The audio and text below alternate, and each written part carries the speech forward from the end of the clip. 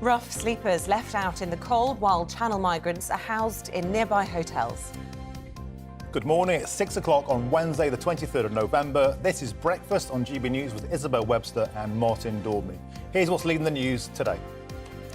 Homeless people in Blackpool, one of the UK's most deprived towns, have exclusively told GB News that they've become invisible as authorities prioritise housing hundreds of Channel migrants in hotels. And the Scottish Supreme Court will rule this morning on whether Scotland can hold a second referendum without the consent of Westminster. SNP leader Nicola Sturgeon has said she wants to hold the vote in less than a year's time. A new wave of rail strikes has been announced for next month, targeting peak Christmas travel. 40,000 rail workers will engage in 8 days of disruption starting on the 13th of December.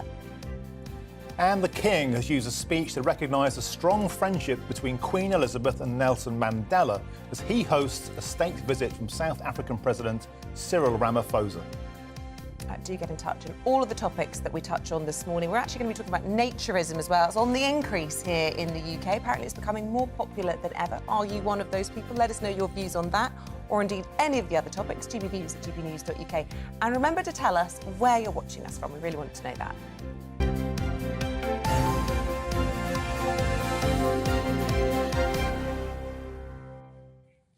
So to our top exclusive story. Homeless people in one of the UK's most deprived towns have told GB News that they are becoming invisible as authorities prioritise housing Channel migrants over their own citizens. So the group in Blackpool, including young people and an armed forces veteran, say they're being forced to sleep on the streets while more than 300 asylum seekers are staying in the comfort of one of the town's historic hotels. Our home and security editor Mark White has this report.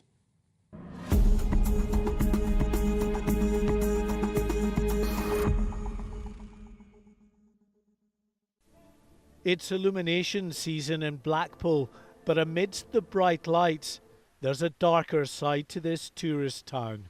Down at street level, in the shadows, are Blackpool's forgotten. The homeless and the vulnerable are growing increasingly resentful, as one of the town's historic hotels plays host to more than 300 Channel migrants, just yards from where they're forced to sleep rough on the streets. I'm invisible. I am literally invisible. People walk past. They don't even see you now. Sketch has been sleeping rough in Blackpool for months. His story sums up the absurdity of the Channel migrant crisis and will serve only to stoke the anger felt by many. Inside this hotel, mainly young men who paid criminal gangs to cross the Channel illegally. While life for Sketch and friend Gaz, an army veteran, seems almost unbearably miserable. With post-traumatic stress, his downward spiral eventually left Gaz on the streets. He didn't want to talk on camera, but Sketch sums up the anger they all feel and what they see as the injustice of their treatment, in stark contrast to the migrants nearby. It's wrong because you're looking at the real homeless here, and with them putting them in there and then leaving us on the streets, it's wrong. With 50,000 hotel and bed and breakfast rooms across Blackpool, it's an obvious target for Home Office contractors looking for more asylum seeker accommodation. Indeed, the travel group linked to this hotel and 4 others in Blackpool confirmed to us they've been approached and offered a large sum of money by a company looking to acquire 3 hotels in the area for migrant use. They've said no at the moment, but the operations director admits the offer is tempting. The industry itself is extremely difficult at the minute, so when something like that comes along where you're guaranteed a year and and you're full all the time and the rates that they're looking to pay for that, then yeah, I can see quite easily why it could be considered by somebody. The area's Conservative MP says he'll be on the front line of any protests against new migrant hotels. My inbox is already full of people who can't get a council house, can't get an NHS dentist, a GP appointment, and the idea that you can locate 300 asylum seekers in the UK's most deprived ward, which is where they are currently being hosted, without that wraparound support is complete and utter madness. Blackpool's Forgotten are desperate for help, but as authorities here are forced to house growing numbers of asylum seekers, Sketch and his companions are, it seems, weighed down the list of priorities. It's hard. Last night, an elderly friend of ours fell ill and we found the ambulance. He was close to death. And as this resort heads into the winter months, life for those living rough on its streets will only get harder. Mark White, GB News, Blackpool. Well, joining us now to discuss this further is the Conservative councillor for Epping and Thaden, Holly Whitbread. Good morning to you, Holly. Is this something that you recognise in your own local authority? So we have two hotels in our area being used for this purpose. We don't have the same issues with homelessness and rough sleeping. So actually I'm the Cabinet Member for Housing in Epping Forest in Essex. And whilst we have challenges around homelessness and we have had rough sleepers in the past, we don't have the same level of issues, although homelessness is always a pressing issue, particularly with the cost of living crisis as well. But there's no greater issue, I think, politically at the moment that cuts to the heart of the issue than seeing British veterans on the streets like that at the expense of illegals who are coming in. How dangerous and damaging is this for the Conservative Party at the moment? Well, I agree it's a massive issue that needs to be tackled and needs to be sorted out. I mean, in terms of rough sleeping in particular, there are many kind of complex reasons and it is often difficult to get people off the streets. And I know there are many issues around that and something my offices deal with on a daily basis. But yeah, it's a huge issue and it needs sorting out. And we had the deal just the other week with France, but obviously it's going to take a long time for that to get through the system and actually see some delivery on it. Yeah, I think it's important you make that point because it isn't as simple as basically going out onto the street and offering those rough sleepers and ex-vets, whoever they may be, and our hearts go out to them, the accommodation, because that has been tried. And as you say, there are many complex problems linked to addiction and erratic behaviour, which makes it very, very hard to help people get back into some semblance of normality. That being said, you know, it is really, as you say, electorally unfortunate to see in a place like Blackpool, which is, you know, sort of emblematic of the UK, isn't it, with the tower and everything, the two things.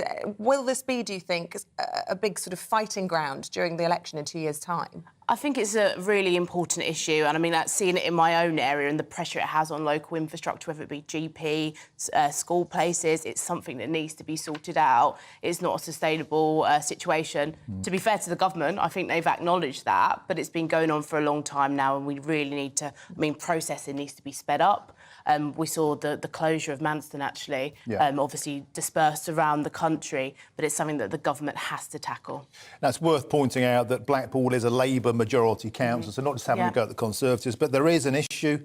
We're seeing resignations forthcoming within the Conservative Party, more and more outspoken rebels, places like Peterborough, Ipswich, Dudley North, Bassett Law, Lee Anderson is leading a bit of a rebel movement. This is an issue that could really, really divide the Conservative Party, isn't it?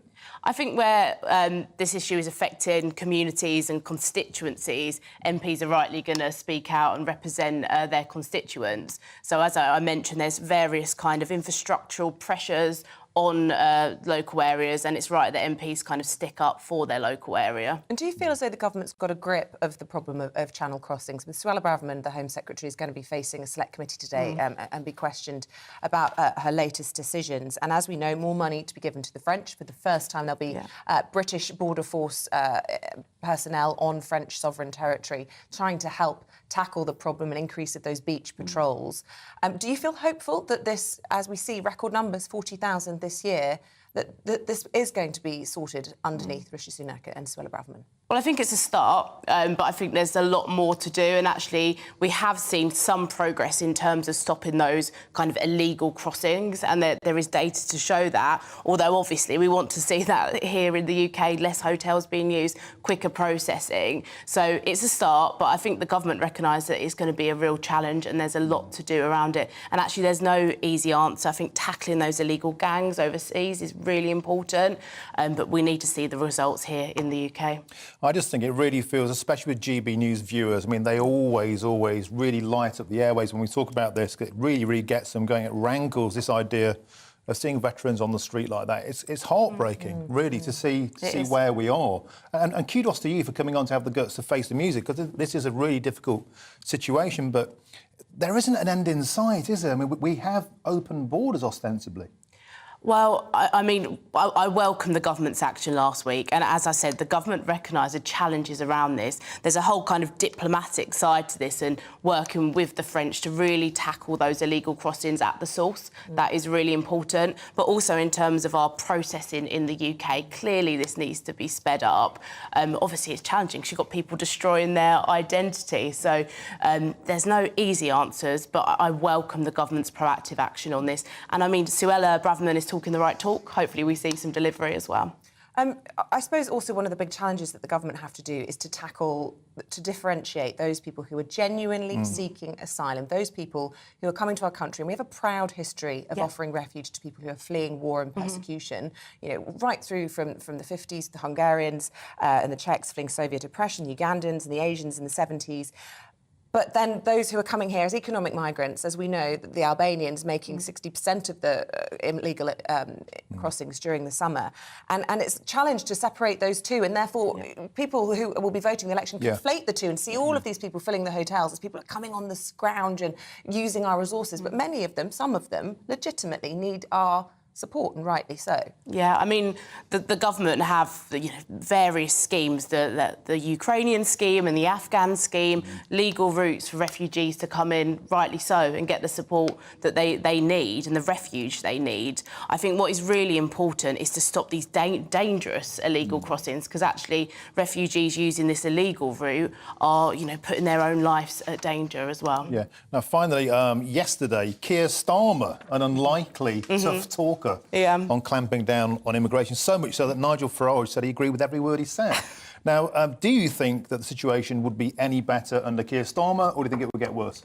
Well, he's changed his tune pretty quickly. I think quite on social media last night, a load of tweets from just a year ago where he was kind of very sympathetic around some of these illegal crossings were brought up. So I think he's changed the tune to kind of fit in with the mood of the electorate. So that's what I'd say about that. And Holly, a word on these strikes. Obviously, some of the papers are calling Mick Grinch because it's targeting the festive period. 8 days of disruption for people at a time when people want to come together as a family. I mean, there's some arguments that I've seen overnight where they've been saying this is a sign actually that the unions are losing the argument, because up until now they've found that people can work from home. They've been targeting weekdays. They've been targeting working people. Now they're going after families at Christmas time. Is it a sign, do you think, that they are losing the public support, that they are losing the argument? I think so. I mean, actually, when you talk to the public about these train strikes, there's a great deal of frustration. And I think they're going to be even more frustrated when their Christmases are disturbed by it. So I don't think there'll be much support of these strikes. And actually, it's just terribly annoying that they're trying to ruin people's Christmases and special family time together. Yeah, after COVID as well, so we couldn't be together. Holly Whitman, always lovely to get your thoughts on a varied palette of things this morning. Thank you very much indeed. Right, let's bring you up to date with the rest of this morning's top stories at 6:13. More than 11 million pensioners will receive up to £600 from today to help with their energy bills this winter. The government says most payments will be automatic, with households receiving the money over the next 2 months. And the Glazers are considering putting football club Manchester United up for sale. This comes after it was announced that Cristiano Ronaldo is leaving the team with immediate effect as part of a mutual agreement with the club. Around 250,000 adults have undiagnosed type 2 diabetes. Research published in the European Association for the Study of Diabetes claims people aged 40 to 70 should be screened for it. Currently, it's only high-risk adults who are offered a test for type 2 diabetes.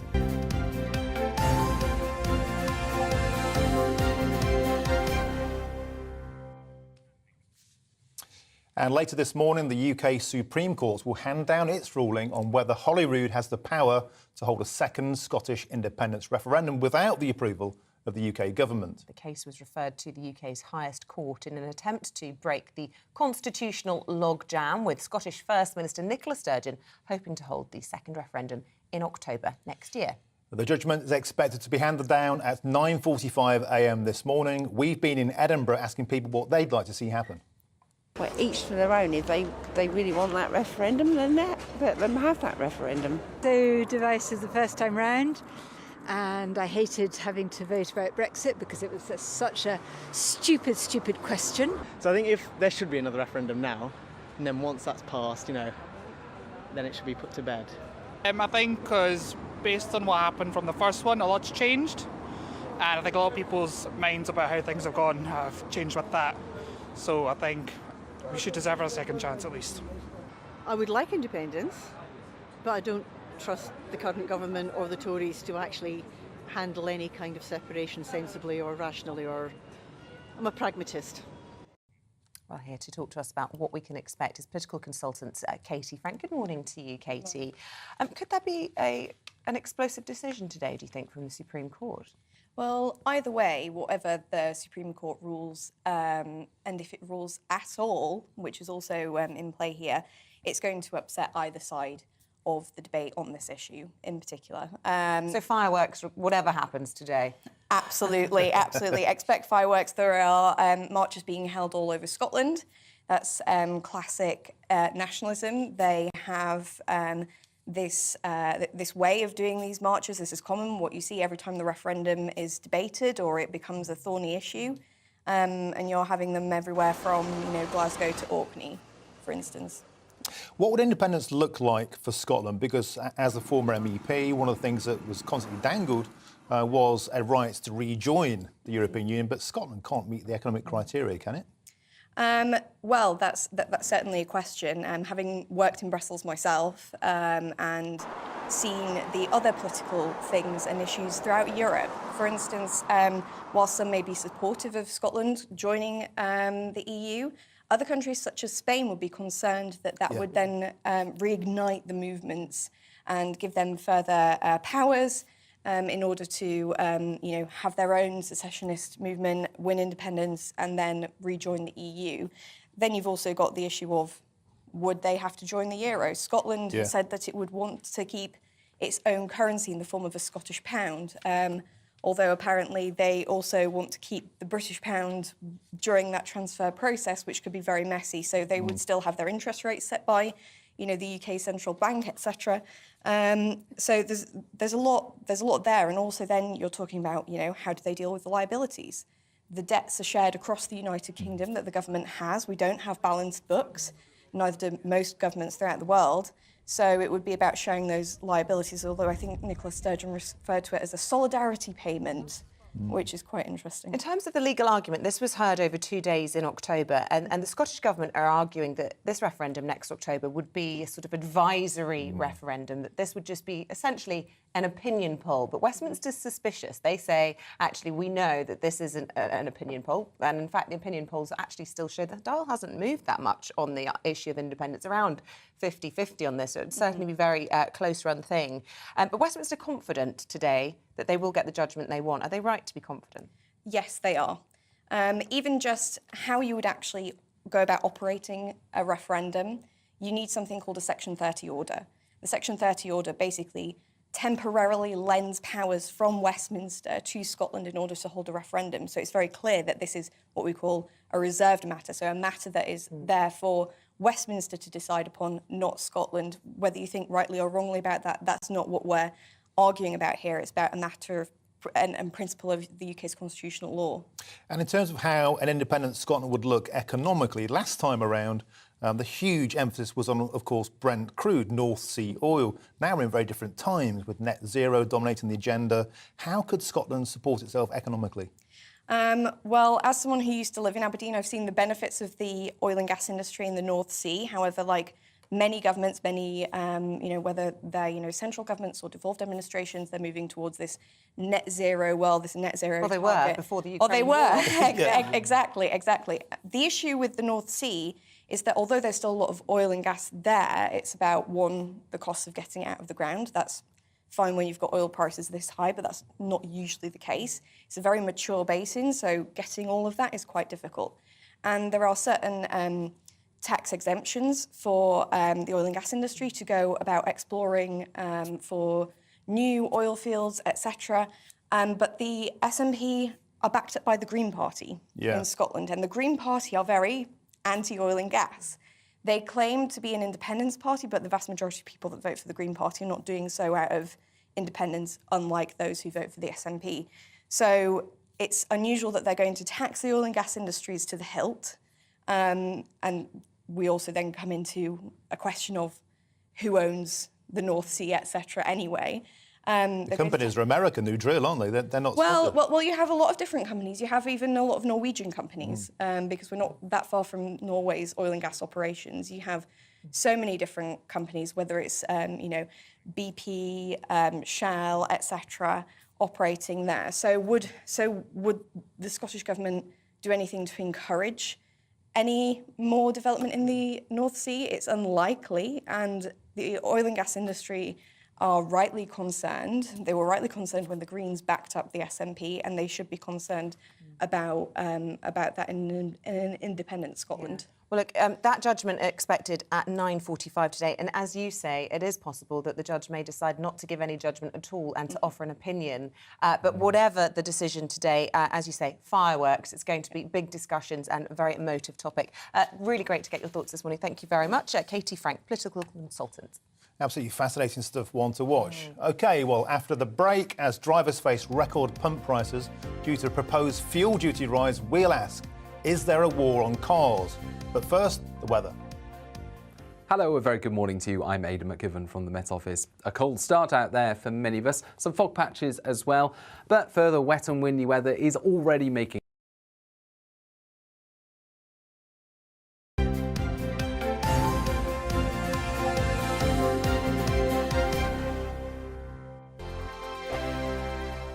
We are GB News, and we'd like to say thank you to each and every one of you for bringing us your conversations, for helping our great nation find its voice. We are here for you on radio, television, and online, across England, Scotland, Wales, and Northern Ireland. It's not the BBC, you actually get your facts right. We are proud to be GB News, the People's Channel, Britain's news channel. Every Friday and Sunday night from 9, it's Mark Dolan Tonight. We're on the same page again. There's something good happening. Let Ian finish. Don't be such a cranky. That mini budget was the tip of the iceberg. And on Saturday, my show just got bigger. From 8, it's Mark Dolan's Saturday Night In. You can't govern a country if you can't speak. Stop talking. My God, we reached the end. I've never been early in my life. Only on GB News, the People's Channel. Hello there, it's Eamonn Holmes here from Breakfast on GB News. We're not just on your television and your screens, We're on DAB plus digital radio, so you can listen to your favourite shows on the move. If you've not yet listened to GB News Radio, it's very simple. We're on your radio player and tune-in apps, on your smart speaker, phone or tablet, or online at gbnews.uk. Take us with you wherever you go. GB News Radio. You never have to miss a moment of the People's Channel. Monday to Thursday, 9 p.m. till 11 p.m. Join me, Dan Wootton. I'll bring you the sharpest takes and hottest debates. And it's about standards and public life. No, I'll tell you what's hypocrisy, Narendra. I guarantee you there'll be no spin. We believe in the UK. No bias, no censorship. It just doesn't make sense to me. He wasn't doing his job as Chancellor. And no reason to go to bed. So I guess they've always been quite woke. That's Dan Wootton Tonight on TV, radio and online. Monday to Thursday from 9 p.m. till 11 p.m. on GB News.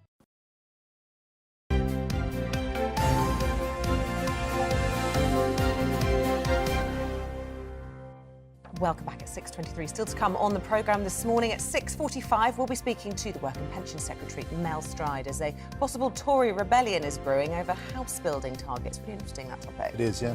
And new figures out today reveal that a third of police officers are unaware that prescriptions for medical cannabis exist.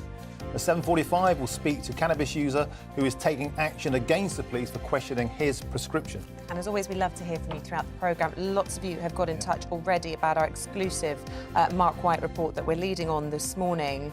And this one from Jane: to see those homeless on the street while hotels have migrants in shames Britain. It's heartbreaking to see veterans living on the freezing streets. And Stuart echoes that sentiment, saying anyone returning Anyone entering the UK from another safe country like France should simply be sent back immediately to the safe country they entered from. Hardline. Yeah, keep those thoughts coming in. GBnews at gbnews.uk.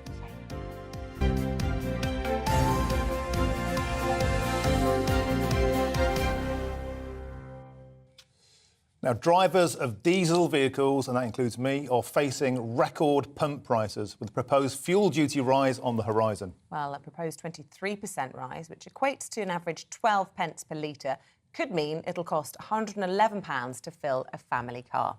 Now, let's speak to the ever-popular founder of Fair Fuel UK, Howard Cox, for more on this topic. Now, Howard, this was kind of sneaked under the radar, wasn't it, this? But it's causing big chagrin in white van man land, isn't it?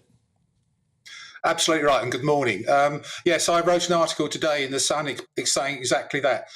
Jeremy Hunt didn't say a word. The first time in 30 years of my campaigning, I've not seen a budget or an autumn statement, whatever you call it, not mentioning fair fuel duty, anything about it. But only half an hour later in a press conference, the OBR, the Office of Budget Responsibility, announced this, and the operative word is a planned 12% tax. A 12p tax rise next year in the March budget. And don't forget, that doesn't include the VAT. The VAT goes on there, on top of that. And so that it's nearer 15 pence per litre we're going to be paying for. And it's absolutely disgusting that Jeremy Hunt didn't mention this.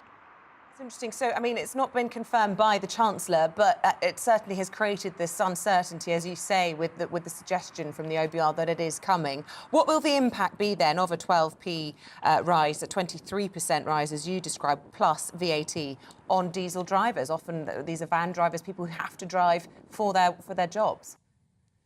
Well, I'm backed by the Road Haulage Association, and something like 40 to 50% of the costs now for an average trucking firm and an average white van man now are fuel costs. And what's going to happen is they're going to pass those costs on to their customers. But unfortunately, the customers are going to say, no, we can't pay that.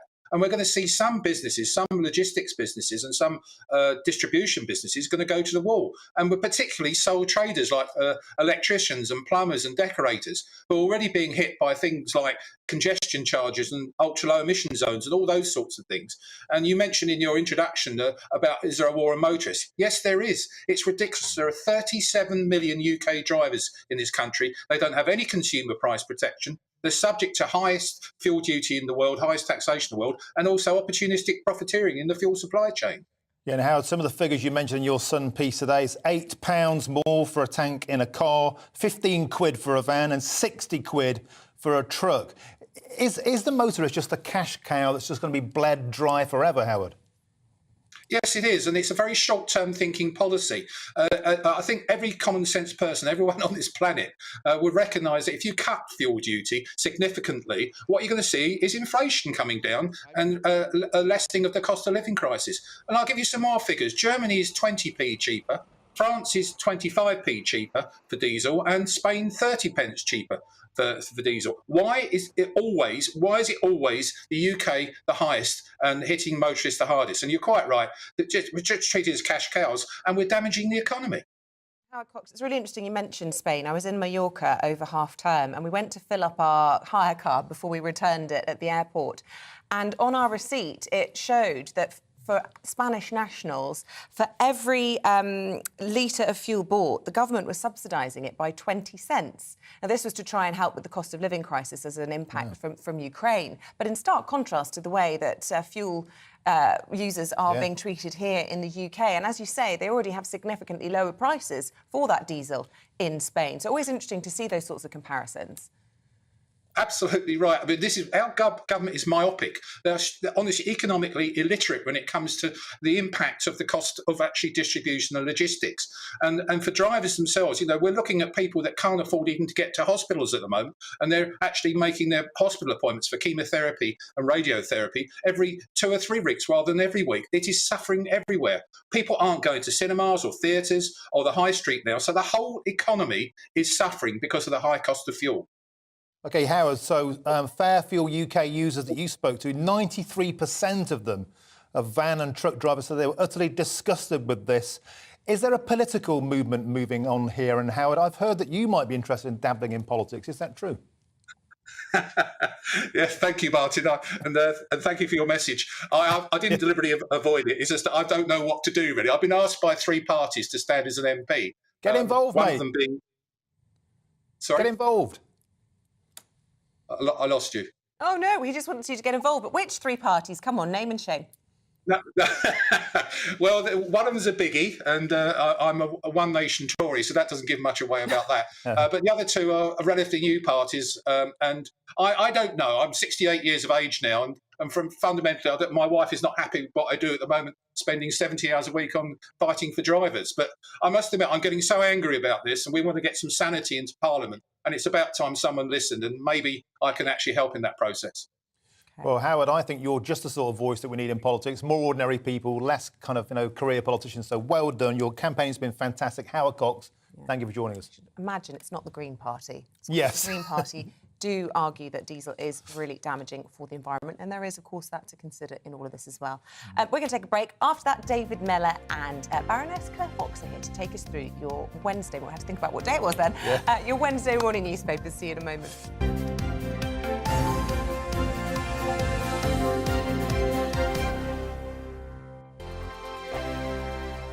Monday to Thursday nights on GB News. At 6, it's Dubes & Co. 7 o'clock, Farage.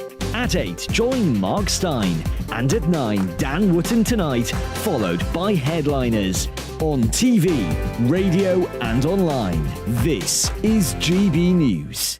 We are GB News, the People's Channel. Why not take us home with you by visiting the GB News shop at gbnews.store. You'll find all the official merchandise, a really good present actually for yourself, your friends or your family. We ship across the UK mainland at no extra cost. GB News, the People's Channel. Hello, I'm Esther McVeigh. And I'm Philip Davis. Whether you're watching or listening on TV, online or on radio, we handpick the latest stories, debates and expert opinions for your weekend. So whether that's politics, news or showbiz, we've got it covered. Join us every Saturday morning at 10 o'clock on GB News. Monday to Thursday on GB News, it's Bev Turner Today from 10 a.m. We're going to be here for you, our GB News family, to keep you up to date, but also make you smile. There's a guy who went from puberty to adultery. And I can't wait to bring a few of my own opinions. I have no time for cultural totalitarianism. We'll engage in passionate, but always polite debate, with your thoughts and opinions at the centre of it all. Monday to Thursday, 10 till 12, on TV, on radio and online. Hi there, it's Stephen and Anne. At breakfast from 6 a.m, you'll always be caught up with everything you need to know, the latest headlines, opinions and debates. We'll bring you the good news and the bad, but most of all, we're here for you. Remember, send in your views and let us know what you would like us to talk about. That's because we're your news channel. And every morning at 6 a.m, it's breakfast on GB News.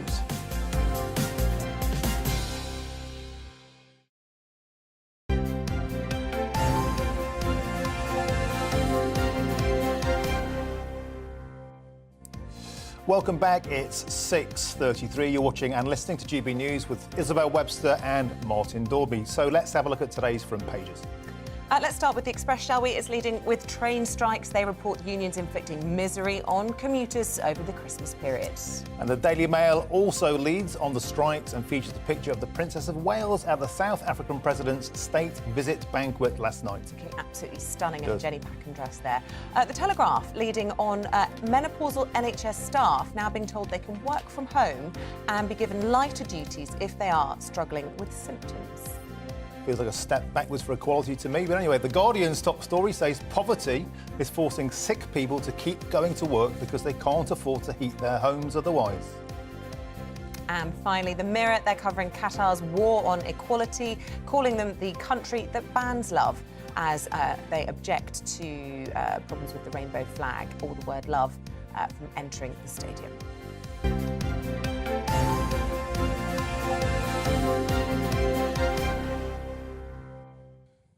Okay, my favourite part of the show now. It's time to go inside the papers. And joining us this morning is former Chief Secretary to the Treasury, David Mellor, and Director of the think tank Academy of Ideas and former MEP colleague of mine, Baroness Claire Fox. Good morning to you both. Good morning. OK, so let's kick off with David. And this is the fantastic and cheerful festive message that we'll be struggling to a halt because of the rail unions. Yes, well, the rail unions are very political. They claim they're doing this for their workers. In fact, they're doing this to cause maximum disruption. And they see the government as being weak. So I'm looking at The Guardian here, but it's everywhere. So thousands of members of the RMT will strike on the 13th, the 14th, the 16th and the 17th of December, causing disruption over 6 consecutive days. And they've announced other strikes in early January. It's very sad that the government can't get a grip of this. In the 2019 manifesto, the Conservatives promised that they would legislate so that minimum amounts of service had to be provided by public service unions, and they couldn't just walk out and leave the country to fend for itself. Nothing's been done about that. The story of this government, I suspect the headline will be the time when nothing happened, or rather when nothing constructive happened. How much longer are they going to allow these unions to play fast and loose with the situation? We've got the government coming on in around 10 minutes' time, and we will be talking to them about these strikes. I mean, what are they supposed to do? Because the problem is, of course, if they give the unions what they want, it sets a precedent, it opens the door for all of the other unions coming in and demanding the same. We simply can't afford it as a nation at the moment. We all know that. So they're between a rock and a hard place. No, what they should do is legislate to prevent these strikes by requiring a minimum level of service that has to be provided at all times. They said they were going to do that in the manifesto, and they should get on and do it. Well, as we can see here, the tabloids are making great hay of this. I don't know if we can see that picture, but that's Mick, Lynch, the Grinch. They photoshopped him up. They're having a bit of fun. But it's a serious issue. And Claire Fox, is this a return to the dark days of 1970s unionism, or do you think he has a point? Of course he has a point. I mean, you know, they're involved in strike action, perfectly legally sanctioned strike action. And actually, I thought that Mick Lynch has done a number of very good interviews over the last couple of days since this was announced, in which he said, we're ready to settle. We were all ready to go back round the tables. I mean, this idea that Mick Lynch wants to cause misery, I mean, people will have good fun with it. Yeah. Of course, I think it's just a slur and an accusation. I think the thing for me is I get the trains a lot, and let me tell you, I think David makes this interesting point about whether there should be legislation on minimum service. And I know that in the House of Lords they're talking about that legislation coming through. If that legislation comes through, the people who fall foul of it are the rail companies, because I get the trains all the time and they can't provide a minimum service. I can barely tell the difference between a rail strike day and a non-rail strike day because the trains don't run. I mean, if you're on the Avanti West Coast, it's utterly hopeless, right? Okay, so I do think that, you know, that what the RMT is saying is we've got legitimate grievances, we've called a strike, it's not settled, we'll go back when it's settled, we're happy to go around the table.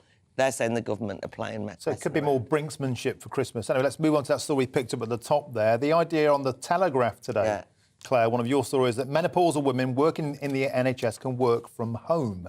So I've got real mixed views on this. I'm perfectly happy that the menopause is now more widely discussed and although it does drive me mad that it's discussed so frequently, but nonetheless, you know, it was a hidden it's a symptom, story. Isn't it, of more women in the workplace? Yeah. It's I'm a happy positive with that sign bit. that we're discussing it. This is quite good because, you know, people did used to have a kind of, what's the menopause? It doesn't mean anything. That's positive.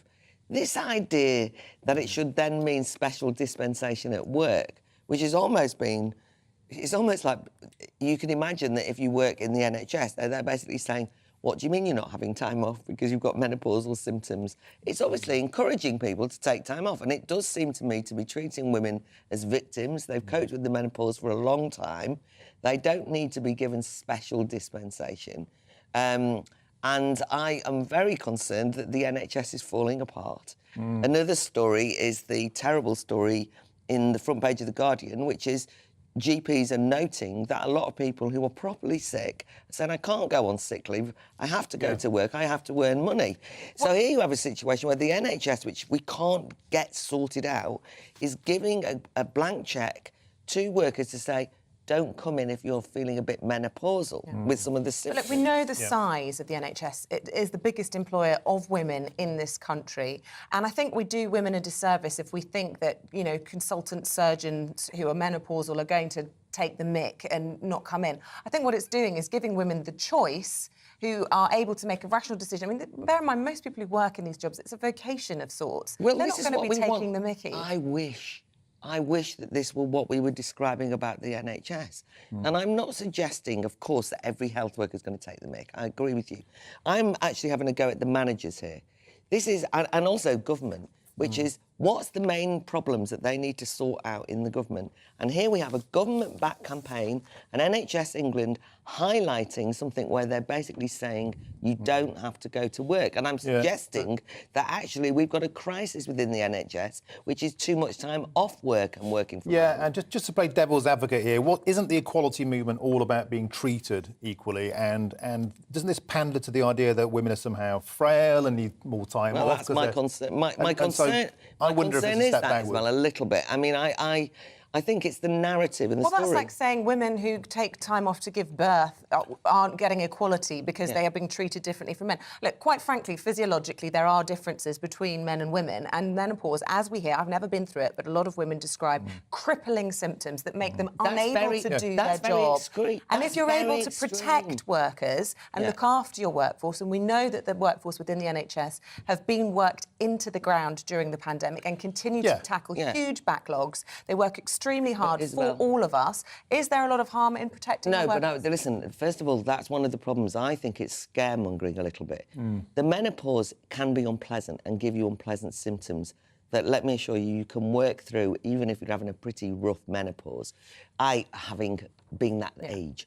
But the thing that I'd say is there are some extreme cases, so we don't want to scaremonger either. This is women. All women have the menopause, right? If you kind of make out that when you have the menopause, it means that you're sick all the time, that actually does give a narrative of victimhood. No, that I think is all this discussion of menopause has certainly made me fearful of it. I know, and that's one thing for sure. It's really natural. It's not, you know, it's not like the pains of childbirth. Oh my God, am I going to put up with that for years? Look, I can feel this overwhelming silence from you. David's on the I'm not going to make you talk about it. I'm not here, okay? I'm not here. Let's focus on a topic that I know you have plenty more to talk about. Boris Johnson. This is Inside the Mail today. Look, Germany wanted Ukraine to crumble quickly, according to Boris. Yes. Well, I think Boris is interesting on the subject of Ukraine because whatever reservations some people may have about Boris's conduct across a wide range of issues and events, there's little doubt that Boris did extremely well on Ukraine and was one of their foremost defenders and one of those who most wanted leading NATO countries to get involved to help them. And so it's interesting what he says. He says Germany wanted Ukraine to crumble quickly and that France was in denial up until Russian troops stepped over the border.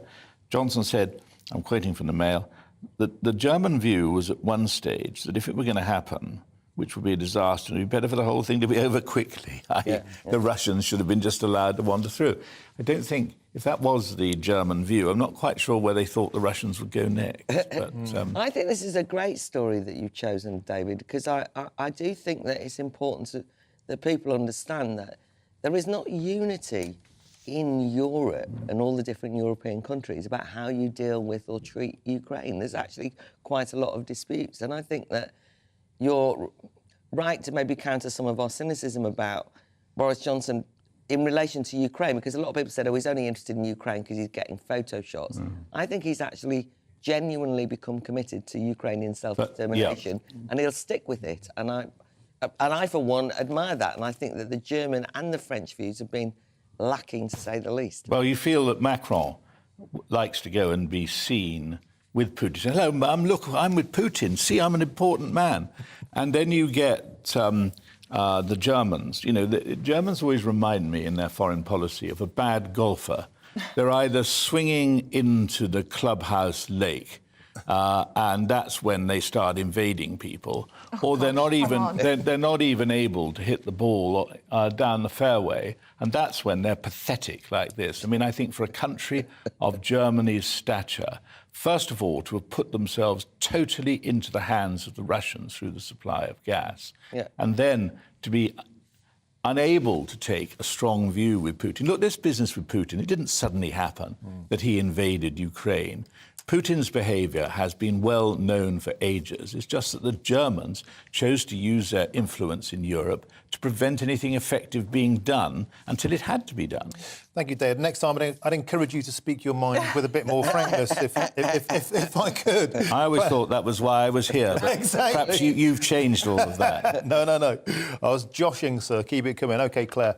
Moving swiftly onwards to your story on the Daily Mirror, as if it could not go any further, the storm over gay rights in Qatar has intensified. Well, I think that the difficulty we've all having with this story is that now that the actual football has started, people want to enjoy the football. Yeah. But one of the difficulties is that there has been a fair amount of politicising of football over recent years. Yeah. I won't rehearse it all. The GB News viewers are well familiar with the taking the knee scenario, that whether people should have a position on human rights and gay rights. And of course, what's happened is it's kind of come and bit people in the face, as it were, because actually you go to somewhere like Qatar and they're just not having it, right? Now, obviously, I think that Qatar's attitude to lesbian and gay rights is backward, atrocious, and all the rest of it. But if you're having the football there, that's what's going to happen. I think the fans have got caught up in this. Yeah. A lot of them wanting to show solidarity have turned up in rainbow hats, various love armbands, and then they've been told, no, you can't come in. My attitude, actually, at this point is, can we just enjoy the football? Yeah. Right? I think that the dealing with Qatari human rights abuses is a hugely important political issue that won't be dealt with via this World Cup. But we can't just enjoy the football. Well, maybe you're right. We can't just enjoy the football. Look, the World Cup was bought and paid for by the Qataris. A lot of corrupt old men and FIFA took money. Once they'd got rid of them, people like Blatter, they should never have allowed the tournament to take place in Qatar. People say, well, Qatar bought the tournament in order to improve their reputation. It's perfectly obvious they didn't.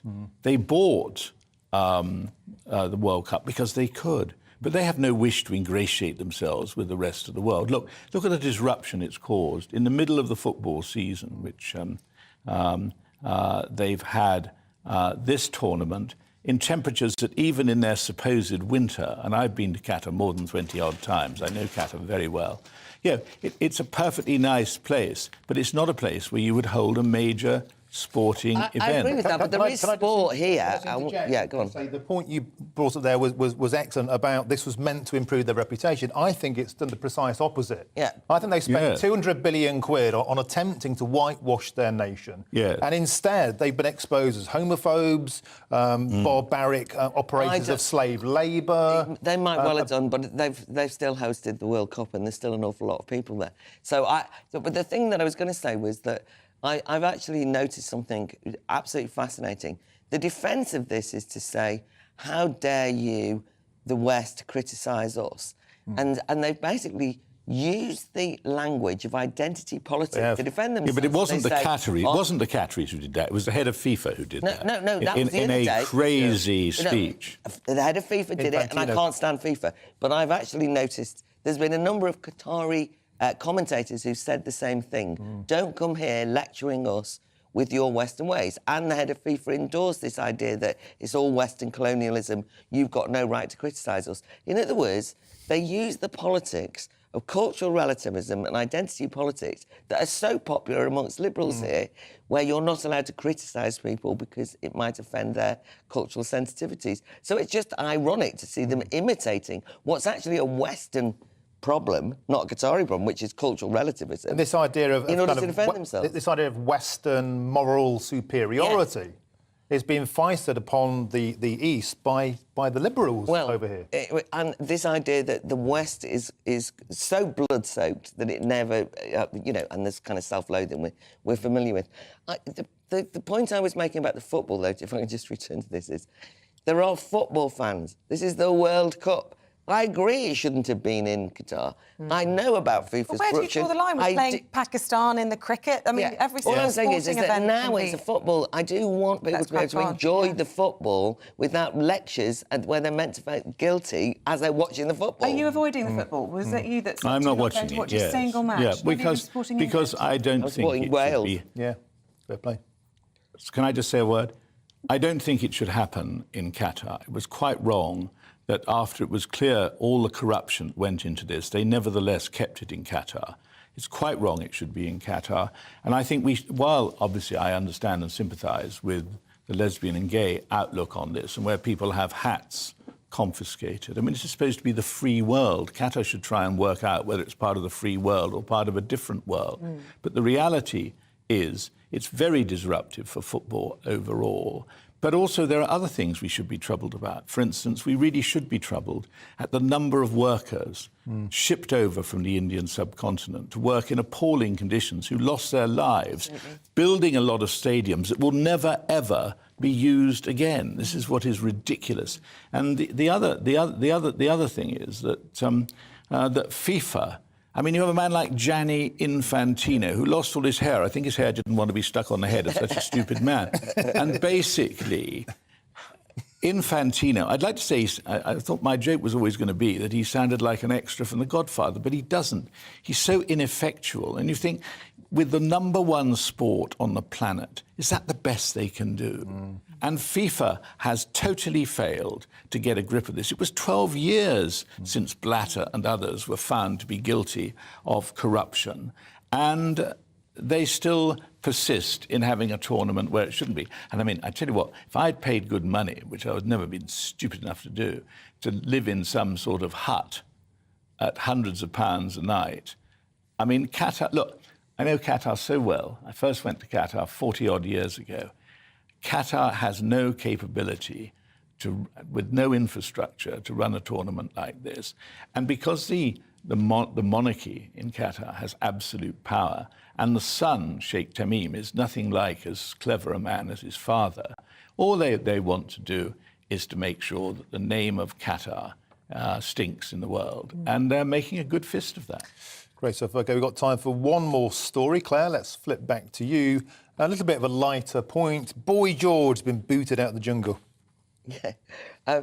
Well, I mean, this is just... There's not a lot to say other than Boy George being booted out of the jungle. There was a bit of a row yesterday. He's less popular than Matt Hancock. Takes some doing. Well, we don't know why people vote to get people kicked out. And it has been... I completely predicted wrongly on another channel when they said, will Matt Hancock be popular after he's in the jungle? And I said, no, don't be ridiculous. Yeah. And then guess what? I was wrong. Yeah. Because he's doing quite well. It's all within the context of if you only see it as the world of the jungle.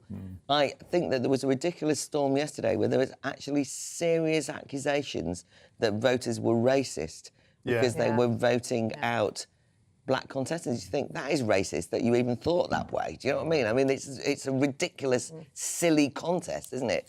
Boy George has been one of the more chippy, critical contestants in there of Matt Hancock. Even when he's been questioned about his own dubious past. Yes, but also just sort of like, why should I put up with Matt Hancock and all this kind of thing? And he's now out. I've quite enjoyed I'm a Celebrity this year, I have to say. And the fact that Jill Scott is topping the polls, I mean, God, what a lovely woman she is. I mean, you know what I mean? Like, it's great when your heroines don't let you down. Yeah. You know, she's a lioness. You think, oh, well, she might be all sorts of things. And she just comes over as really nice. So, in other words, I'm completely enthralled to reality TV and fall for every editing decision and ruse and believe what I see instead of being... I'm so very gullible like that. Yeah, I mean, do you think Boy George will be disappointed that, as you say, he's less popular than Matt Hancock? I heard it from a very reliable source, very close to him, that his fee for this was north of 550k. So even if he is less popular than Matt Hancock, he can be pretty happy with that, can't he? I don't deal with this. You're not into the jungle. No, You fair wouldn't enough. be tempted into the jungle even for $500,000. No, and there were times when They would try I was to seduce you. notorious. But, I mean, who wants to do this? It's humiliating. I mean, you don't... It's humiliating. Is it humiliation? And you I mean, don't have to arguably, do it. Matt You don't have to Hancock do it. I mean, has been to purgatory, but he's redeemed himself in the eyes of the public. I can assure you, you can do quite well without having to do crap like that. Yeah, well, people are saying in our area that you should definitely go on the show. Me? Yeah, you'd be fantastic in the jungle as Well, I kind of probably would be, but extravagant- they can't afford me, you know. There we North go. of 550k, there we have it. We said it was our last story, but actually we have got time for one more, just while we try and get the Secretary of State for Work and Pensions mic'd up. David, let's talk about the state visit. The first Yes. we've had it in many years now, and King Charles squaring up straight talking, really, in terms of difficult subjects of colonial past. What did you think of all of that? But, he cannot conduct these discussions from his knees. I mean, how many things are we going to say sorry for? Yeah. When actually, in a lot of cases, the British Empire gave a system of government to countries that has been of lasting use. And, I go to South Africa quite a lot as well. In fact, I'm off to South Africa again in a few weeks. Cyril Ramaphosa, he was a trade union leader. And suddenly he's become one of the wealthiest men in South Africa. Black empowerment has done all right for him, but I don't think black empowerment was only intended to empower and enrich him. $4 million was found at his game farm in cash. Why are we going to grovel to a man like that? It's ridiculous. David, I have to interrupt you. I'm so sorry. We do have Mel Stride ready to go, so we'll have more. No, I shot my bolt on that, don't worry. We've got more from the former Chief Secretary of the Treasury, David Mellor, and Baroness Claire Fox, just after 7:30. But let's cross straight over to Westminster and welcome the Secretary of State for Work and Pensions, Mel Stride, to the programme. Good morning to you, sir. I want to talk, since we were talking about President Ramaphosa, good morning, and the unions there. Let's talk, shall we, about these rail strikes. Lots of criticism that this is now going to disrupt working people, their Christmases, when they're trying to be with loved ones after all the difficulties of COVID, keeping peoples apart as well. The government needs to get a grip of this. Well, no, what we need is sensible engagement and talking, particularly from the trade unions, rather than rushing into these strikes, which, as you say, given the dates that they've announced, are going to be incredibly disruptive across the festive period. And bear in mind the serious consequences of strikes. People that have medical appointments, have important family engagements to catch up with, and so on. And this is happening at a time when, during the pandemic, of course, huge support went into our rail sector, and rightly so. Much of that to protect the jobs of those that are working here. And what we really need are further discussions between the unions, the employers and Network Rail to really come up with something that's fair to taxpayers, fair to the passengers, and critically make sure that a rail industry that is still not back up to full capacity has a viable and prosperous future. I don't know if you heard our guest on the newspapers this morning, strikes. David Mellor, former Chief Secretary to the Treasury, saying it's very simple, really. You need to honour that 2019 manifesto pledge to legislate to prevent strikes by offering a minimum level of service. And that would mean we wouldn't have any of this disruption. Why don't you follow up with that? Well, that is a bill that is being introduced, so that is exactly the path that we're going down. Clearly, legislation takes time to reach the statute book, but I think we have recognised, and it is in our manifesto, there's a very, very strong case for that, and we intend to deliver on it. But as regards to the current situation of where we are at the moment, I know the Secretary of State for Transport is meeting the leadership of the RMT later this week. There will be further discussions to be had there. But most of what needs to be done here really is between the unions and the train employers and also Network Rail. And they really need to be getting down to those discussions and pushing things forward rather than coming out with these strikes at the worst possible time for the general population. So, Mel, GB News has an exclusive story today. In Blackpool, a hotel has kicked out Brits, including a veteran, in favour of asylum seekers. Yesterday, we had Keir Starmer talking much tougher on controlling immigration than Rishi Sunak. Isn't this an issue that you desperately have to get hold of, or it's going to destroy the Tory party in the next election? Well, I obviously can't comment on the specific case that you've just raised there, other than to say that it does sound quite unsatisfactory, but I don't know the details. But as to the broader point on immigration, then clearly there's a huge amount that we have to do, and we are doing, particularly working with the French on the illegal migration side of things. In terms of migration more generally, we have made a clear commitment that through time we will expect and will be seeing migration reducing. We've had an increase more recently because, of course, I think we've done the right thing with Ukrainian refugees. There have been almost 150,000 of those that have settled, Afghans and those from Hong Kong, and I think there are very few people that would criticise that. As to Keir Starmer, the one thing he hasn't done actually is to pledge to bringing down the level of migration over the coming years. So I think we are, in that sense, in a much clearer and better position from most people. I'm sorry about the noise in the background there. Most people's view compared to the Labour Party. Yeah, Mr. Stride, I want to ask your opinion on this Supreme Court judgment we're expecting at 9:45 in relation to another independence referendum. Westminster pretty confident that this is going to go their way, but it will be explosive whatever the outcome, won't it? Whether it's found in favour of the SNP or it goes in your favour, or indeed there is just an opinion there, because this is such a hot potato, such a big deal in Scottish politics. It's never going to go away, this issue, is it? Well, we have had a referendum, and it was a once-in-a-generation referendum, and as far as I'm concerned, and the government's concerned, that has settled that issue for now. But you're right, there is this case, and I don't think I should comment on what may come out of the Supreme Court at 9:45 this morning. We'll really just have to wait and see what they decide. Just finally, a bit of a climb down for the Prime Minister last night, the housing rebellion looming for him, with this amendment having to be sorted very quickly. Michael Gove concerned about 47 MPs that he can't seem to persuade with these top-down reforms on housing. A sign, isn't it, that although there is a Conservative majority, it's fairly fragile. There's lots of divisions within the party. Well, I think housing has always, as we know, and house building been a contentious and difficult area for all political parties, in fact. We've had quite a level of success. We built 2 million new homes since 2010, and we are still committed to 300,000 new builds by the middle of the 2020s. But as to the amendment, I'm sure that's something that the whips and the government will be considering. But the critical thing is that we do need to have this bill so that we can start to ramp up those targets, because there's a fairness point here. It's only fair and reasonable that particularly younger generations have the opportunity to own and have affordable housing, as well as others who have benefited from that over many years. But we'll see where that goes, but I'm sure that there's close engagement now between the backbenchers and the whips offices on that point. And a final point about winter fuel subsistence. 11.6 million pensioners in England and Wales, Scotland will start to receive payments up to £600 to help with their energy bills this winter. That's a much-needed supplement, isn't it?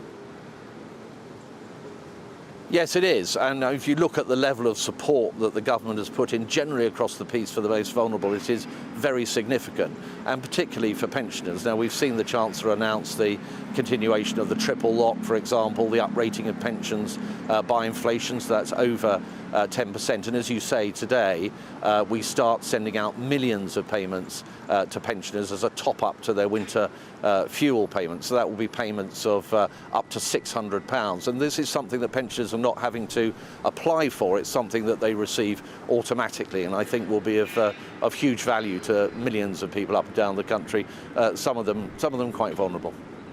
Mel Stride, Secretary of State for Work and Pensions. We appreciate your time and for battling all of the noise there on College Green for us this morning. Thank you very much indeed. OK, well, we'll be back in just a few moments with more on the GB News exclusive. That story of migrants in Blackpool are being housed over the city's homeless.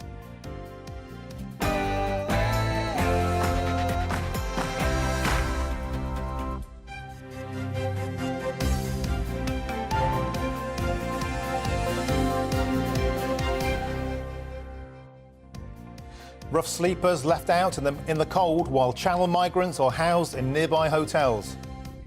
Good morning. It's 3 minutes past 7. It's Wednesday, the 23rd of November. You're watching and listening to Breakfast on GB News with Isabel, Webster and Martin Daubney. Here's what's leading the news this morning.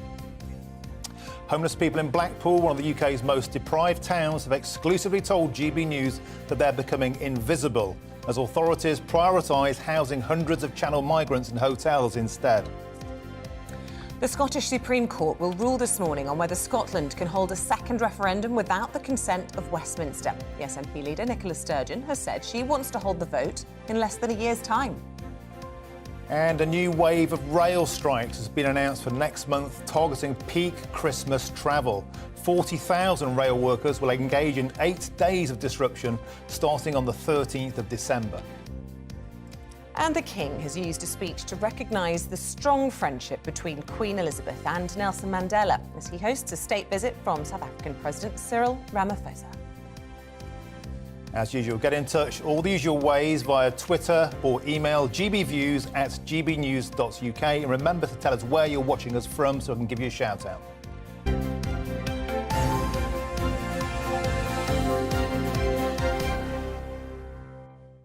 And welcome to the programme. Our top story this hour, and homeless people in one of the UK's most deprived towns have told GB News that they've become invisible as authorities are prioritising housing Channel migrants over their own citizens.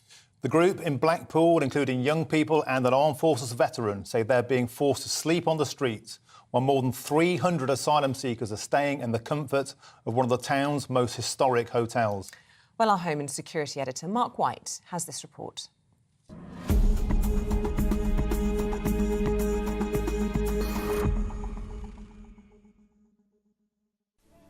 It's illumination season in Blackpool, but amidst the bright lights, there's a darker side to this tourist town. Down at street level, in the shadows, are Blackpool's forgotten. The homeless and the vulnerable are growing increasingly resentful, as one of the town's historic hotels plays host to more than 300 Channel migrants, just yards from where they're forced to sleep rough on the streets. I'm invisible. I am literally invisible. People walk past. They don't even see you now. Sketch has been sleeping rough in Blackpool for months. His story sums up the absurdity of the Channel migrant crisis and will serve only to stoke the anger felt by many. Inside this hotel, mainly young men who paid criminal gangs to cross the Channel illegally. While life for Sketch and friend Gaz, an army veteran, seems almost unbearably miserable. With post-traumatic stress, his downward spiral eventually left Gaz on the streets. He didn't want to talk on camera, but Sketch sums up the anger they all feel and what they see as the injustice of their treatment, in stark contrast to the migrants nearby. It's wrong because you're looking at the real homeless here. And with them putting them in there and then leaving us on the streets, it's wrong. With 50,000 hotel and bed and breakfast rooms across Blackpool, it's an obvious target for Home Office contractors looking for more asylum seeker accommodation. Indeed, the travel group linked to this hotel and 4 others in Blackpool confirmed to us they've been approached and offered a large sum of money by a company looking to acquire 3 hotels in the area for migrant use. They've said no at the moment, but the operations director admits the offer is tempting. The industry itself is extremely difficult at the minute, so when something like that comes along where you're guaranteed a year and and you're full all the time and the rates that they're looking to pay for that, then yeah, I can see quite easily why it could be considered by somebody. The area's Conservative MP says he'll be on the front line of any protests against new migrant hotels.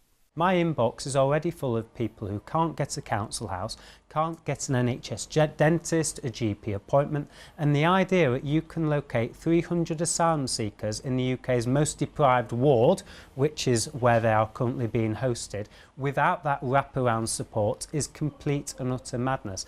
Blackpool's forgotten are desperate for help, but as authorities here are forced to house growing numbers of asylum seekers, Sketch and his companions are, it seems, way down the list of priorities. It's hard. Last night, an elderly friend of ours fell ill and we found the ambulance. He was close to death. And as this resort heads into the winter months, life for those living rough on its streets will only get harder. Mark White, GB News, Blackpool. Well, we can speak to our Home and Security Editor, Mark White, who compiled that report, joins us in the studio. Good morning to you, Mark. Yeah. Goodness me, you know, it's incredibly emotive to have the juxtaposition of people who are really at the bottom of society in terms of facing all of those challenges. Winter is coming, and then you have people here illegally being housed in a warm and cosy hotel. Yeah, I mean, it's particularly acute in Blackpool because they have a very significant problem of homelessness in that city, including rough sleepers. And we'd heard that there were people sleeping in the shadow of this hotel where 300, mainly young men who'd come across after paying criminal gangs, come across illegally across the English Channel, were then being housed in this hotel. So we went up just to take a look, and sure enough, there they were in that doorway right beside the hotel. Now, of course, those out in the streets have multiple complex needs. It's not always straightforward as to why they found themselves on the streets. But the issue here is that local authorities right across the country who are being asked to house asylum seekers within their local authority area are feeling the strain because they don't really have the resources anyway, in the best of times, to be dealing with all the complex issues they have. But when you then have hundreds of asylum seekers coming into their local authority area, they're having to provide social services, healthcare needs, other safeguarding services that they have within the local authorities to deal with them. Not to mention, of course, all the local authority housing stock that they are increasingly being asked by the government to turn over to asylum seekers as well. You know, it's an issue, Mark, that really gets GB News viewers going, I think with some justification. It's in the Daily Mail today, 40,000 in hotels now, £6 million a day, and oftentimes in blue-collar Conservative seats, like Blackpool is one of them. And we're seeing Tory MPs getting more and more outspoken about this now, aren't we? As if they know this could cost them their seats. We've seen Chloe Smith in Norwich and in Dudley, Peterborough, Ipswich, Bassetlaw. People, Tories, speaking out. How damaging is this for the Tories heading towards the next general election? Oh, it's potentially very damaging. That's why you've got in that particular report Scott Benton, the local MP in Blackpool, saying that he will be on the front line of any protests if there are new hotels in the area turned over to asylum seekers. Particularly pertinent, as we found out in doing the report, that this one particular hotel chain, you saw the chap interviewed there, confirming they had been approached by a contractor for the Home Office looking for 3 more hotels in the Blackpool area. Well, that's going to cause enormous strain on everything, all of the local services. And that. It's interesting, I think it's 8 councils so far that have tried to take legal action to try and stop the Home Office forcing them to house asylum seekers. I know 2 of those legal attempts have been unsuccessful, but it just goes to show, doesn't it, that the Home Office on one branch of government versus local authorities in the other branch, all fighting in amongst each other on how best to tackle this crisis. Yeah, and it's born of the fact that the government has yet to get to grips with the fundamental issue of the number of people who are still coming across the English Channel. They have been very fortunate, really, in the last couple of weeks or so, because we've had horrendous weather in the Channel, which has stopped the flow of people coming across the Channel.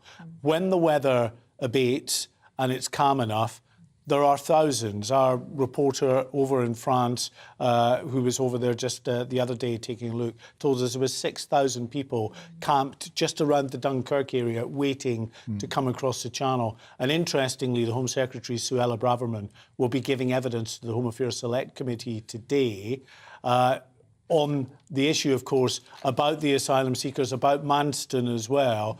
We're told now that Manston, this processing centre, which was being used effectively as an ad hoc refugee camp or asylum seeker camp for those coming across, has now been emptied of all those individuals. It was just last week about 1,500 or so. There's now none. They all have to be housed in hotels or elsewhere in the community. Robert Jenrick, who's the Immigration Minister, a couple of weekends ago wrote about a 10-point migration plan to end Hotel Britain, talking about repurposing disused student accommodation and holiday resorts, the use of cruise ships like the Scots used for housing Ukrainians. They are trying to tackle this issue, and he also points to the fact that we are one of the safest and richest countries in the world, and we do have a duty to provide sanctuary to those who are fleeing war and persecution. But as you rightly say, Martin, so many emails and views coming in. Jim saying, do the Tories really, really understand the rage of the people over this disgusting humiliation? And Linda in Leeds says, it breaks my heart when I watch reports like this. So incredibly emotive and difficult topic there. Yeah, just very briefly on the point of trying to house them in bigger complexes. They tried that. Remember Linton on News? They wanted the RAF base. There was uproar in that community. Understandably, a village of about 500 people would become 2,000 strong. 1,500 of them would be asylum seekers. So that is not an easy solution to go down. There is no easy answer. Keep your thoughts coming in at home. Let us know what you think. And, of course, do mention where you live as well. We really want to reflect all of the views this morning here on GB News. Just getting going. I want to talk more and more about this all morning. Thank you very much. Anyway, let's bring you up to date with all of the rest of today's top stories now. More than 11 million pensioners will receive up to £600 from today to help with their energy bills this winter. The government says most payments will be automatic, with households receiving the money over the next 2 months. And Manchester United's owners are considering selling the football club. This comes after it was announced that Cristiano Ronaldo is leaving the team with immediate effect as part of a mutual agreement with the club. Around 250,000 adults have undiagnosed type 2 diabetes.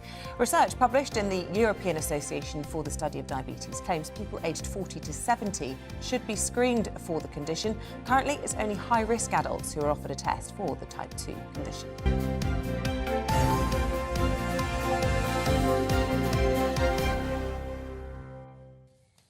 The UK Supreme Court will hand down its ruling on whether Scotland has the power to hold a second independence referendum later today. Yeah, there's going to be fireworks, I think. The case was referred to the UK's highest court in an attempt to break the constitutional logjam, with the verdict expected to be handed down at 9:45 this morning. Our political reporter Olivia Utley joins us now from Holyrood this morning. Olivia. Queen Elizabeth. Olivia, big day today. Yeah, it's a very big day today for Nicola Sturgeon and her government, and potentially for the people of Scotland. And the case that was put to the Supreme Court is, would it be legal for the SNP, the Scottish Government, to hold a referendum on the independence of Scotland without the backing of Westminster? Of course, ideally, Nicola Sturgeon wants to have the backing of Westminster, because that would ensure that the result would be seen as legitimate and it would be internationally recognised. But obviously, successive prime ministers in Britain have refused to do that. So she's gone down this legal route. And what the case hinges on this morning is whether the issue of Scottish independence relates to, is the word they use, a matter which is about the Union and therefore devolved to Westminster and to MPs. Any matter which is about the future of the United Kingdom can't be decided by MSPs or the people of Scotland alone. Now, the UK government's case has been that, of course, whether or not Scotland is in the United Kingdom is a case that relates to a matter which can only be decided at Westminster, i.e. the future of the Union. But the Scottish government believes that this is an impediment to Scottish democracy, and as the SNP repeatedly keep winning elections, they believe there is a mandate to hold a second referendum. Now, there are three options that the Supreme Court could pass today. There could be a UK government win, which is quite straightforward. It would say that no, the Scottish government can't pass this draft referendum bill. They can't push ahead with it. It wouldn't be legal to do so. The Scottish government could still say that they want to do a sort of poll, as it were, which has no sort of backing at all, but that all raises all sorts of questions. Then there's a Scottish government win, which UK ministers think is quite unlikely, where the Supreme Court decides that this matter does not relate to an issue which can only be resolved at Westminster, in which case that would give the Scottish government licence to go ahead and publish this draft bill, although there would still be lots of questions over what happens next, because the Scottish government's argument hinges on the idea the Scottish Government hinges on the idea that this has to be decided at some point with Westminster, just not at this point. And then the third option is that they decline to make a ruling at all, which is quite possible because it's seen as a hypothetical situation. Now, what do people in Edinburgh think? I went and spoke to people on the streets last night, and here's a little snapshot. Well, each to their own. If they really want that referendum, then let them have that referendum. So divisive the first time round, and I hated having to vote about Brexit because it was such a stupid question. So I think if there should be another referendum now, and then once that's passed, then it should be put to bed. I think because based on what happened from the first one, a lot's changed, and I think a lot of people's minds about how things have gone have changed with that. So I think we should deserve a second chance at least. I would like independence, but I don't trust the current government or the Tories to actually handle any kind of separation sensibly or rationally, or I'm a pragmatist. So it's a pretty mixed bag. People have strong feelings both ways. The argument that I kept hearing on the pro-independence side is that a lot has changed since 2014. Of course, most obviously, Britain has left the EU. But all of the other changes we've seen, from COVID to the energy shocks to the devaluation of the pound, has meant that people feel that those on the independent side feel that there is a new case for independence that wasn't there in 2014. But of course, there are plenty who feel that we are stronger together, as they said in 2014. Olivia, thank you very much indeed for that analysis. Let's get the thoughts now of the MP and leader of the Alba Party, Neil Hanvey. Trying my best Gaelic there for you. Good. Look, really interesting in some of those voxes that Olivia showed us there of people in Edinburgh, one of whom saying a lot has changed since the last independence referendum, and that obviously being leaving the European Union, which we know Scotland overwhelmingly didn't want to do. Yeah. But that's not what the legal argument here is considering at all. There were 2 days of hearings in October, and that wasn't one of the subjects. This is about the competency of the Scottish Government to carry out a referendum. Where do you see this going? Well, I think it's the wrong question to the wrong court at the wrong time. In 2014, the message was very clear. Scotland's future in Scotland's hands. And it wasn't Scotland's future in the Supreme Court's hands or in Westminster's hands or indeed in the hands of the Lord Advocate of Scotland. So that's my starting point. The promises have been made by the Scottish Government that there will be a referendum on the 19th of October next year. And it's very clear from the preamble from the Supreme Court at the time of the hearing that it is absolutely possible for any member of the Scottish Parliament to introduce legislation to hold another referendum. And that is something that can still be done. Now, whether the Scottish Government have the courage to do that or not, any backbencher could introduce that legislation, and they should. And if the Lord Advocate won't support it, then appoint a new Lord Advocate, someone who will fight Scotland's corner. But we need to see progress and ambition from the Scottish Government, which has been, unfortunately, lacking of late. Mm-hmm. OK, so let's leap ahead and assume that this does happen and Scotland does want to go independent. What would that look like? Because would there be a hard border? Would you be reliant entirely on Brent crude, as the last pitch was? Very different times now, of course, in a net zero economy. Could Scotland actually stand on its own 2 feet economically? Oh, absolutely. Of course, Scotland could stand on its own 2 feet economically. I mean, independence has been won by many countries since the Second World War, particularly when the UK signed the Atlantic Charter at that time, which effectively became the UN Charter. And none of them have said, oh, hang on a sec, guys, we want to come back into the British Empire. So independence is a normal state for a country to be in. Scotland is blessed with vast wealth in terms of its resources. So at the moment... Not very PC, though, is it, to rely on fossil fuels in this current age? Just give me a second. So we will be reliant on oil and gas for other things as we go forward. If we're making electric vehicles, then oil is very important to make the plastics, the strong plastics that will be required for those vehicles. So oil and gas will continue to have a place. I have an ethylene plant in my constituency, one of only 4 crackers in Europe. So, you know, oil and gas has a purpose beyond burning it as a fuel. But we have vast energy resources in renewables, but none of the benefit is coming to Scotland currently. So in the last 9 months, £8 billion has flowed into the UK Treasury from Scotland's oil and gas sector. 0% of that has gone to Scotland. The wind farms that we look out at off the Fife Coast, they are cabled directly to England, and that is enough energy for 2.8 million homes. Now, Scotland sees none of the benefit in terms of jobs and economic activity. The yard in my constituency lie idle. So, of course, Scotland can be a successful independent country. OK, the dial hasn't really moved in terms of the polls, though, in spite of the situation changing with the European Union. It proves to be a hugely divisive issue, and we've seen how much the Brexit argument continues to wreak division. And there is an argument, is there not, that actually all of society wants the end of this argument, this constant debate and division and finding those things that we don't have in common. Wouldn't it be better, as the lessons in all of this be, that we are, as they say, the slogan goes, better together? We're not. Scotland is not better together, and that is really at the core of the matter. The debate in Scotland, for most people, was not divisive. It was illuminating, inspiring, invigorating from both sides of the argument.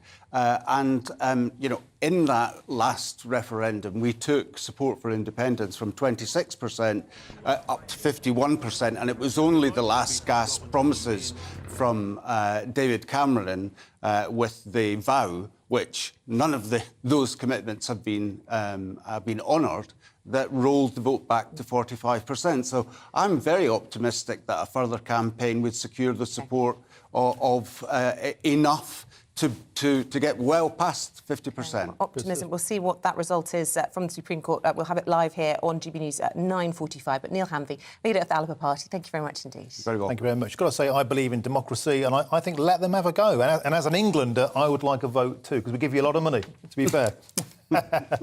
OK, well, after the break, we'll bring you the latest updates, all live from Qatar, and we'll be going through all the day's big sports stories with Paul Coit.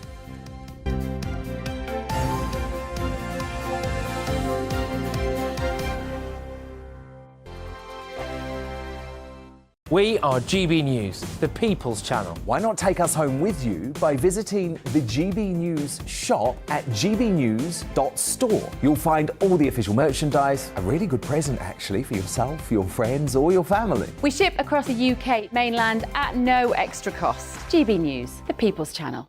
Hello, I'm Michelle Dewberry, and you can join me every weekday 6 till 7 on Jubes & Kerr. Me and my panel will get stuck right into the day's events, and I can tell you, in fact, I can warn you, expect some robust debate, some strong opinions and perspectives from both sides of the fence. It's about you at home as well. I love to read out all of your comments, or at least as many as I can. So join me, Michelle Dewberry, Monday to Friday, 6 till 7 on Jubes & Kerr. Join my show Farage, 7 p.m. till 8 p.m. Monday through Thursday, and there you will get opinion, analysis, debate, and I'll cover stories that nobody else dares to touch. You've been cancelled. Join the club. Oh my goodness, and then for the last 15 minutes, talking pints. Over a drink, we have a civilised conversation with someone. We very often disagree, but we do it in a grown-up way. Come and join me on Farage. Monday to Thursday nights on GB News. At 6, it's Dubes & Co. 7 o'clock, Farage. At 8, join Mark Stein. And at 9, Dan Wootton Tonight, followed by Headliners. On TV, radio and online. This is GB News. Hello, I'm Esther McVeigh. And I'm Philip Davis. Whether you're watching or listening on TV, online or on radio, we handpick the latest stories, debates and expert opinions for your weekend. So whether that's politics, news or showbiz, we've got it covered. Join us every Saturday morning at 10 o'clock on GB News. Join me every Sunday at 6 p.m. for Gloria Meets. In exclusive interviews, I'll be finding out who our politicians really are and what they really think. I think I've seen probably quite enough of Matt Hancock to last me a lifetime. I'll also be getting to know you better, travelling to find out what you think about the politicians who are fighting for your vote. They've got to get this country back on track. Join me every Sunday at 6 p.m. only on GB News, on TV, radio and online. I'm Mark Dolan. Join me at 11 on GB News for Headliners, in which I'll be joined by two of the UK's top comedians discussing tomorrow's papers. If it's an important story, we'll cover it, but we'll have some fun along the way. Headliners, the late night paper review that won't send you to sleep like the others will. 7 nights a week at 11 p.m. on GB News.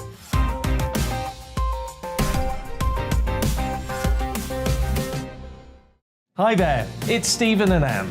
At breakfast from 6 a.m, you'll always be caught up with everything you need to know, the latest headlines, opinions and debates. We'll bring you the good news and the bad, but most of all, we're here for you. Remember, send in your views and let us know what you would like us to talk about. That's because we're your news channel. And every morning at 6 a.m, it's breakfast on GB News.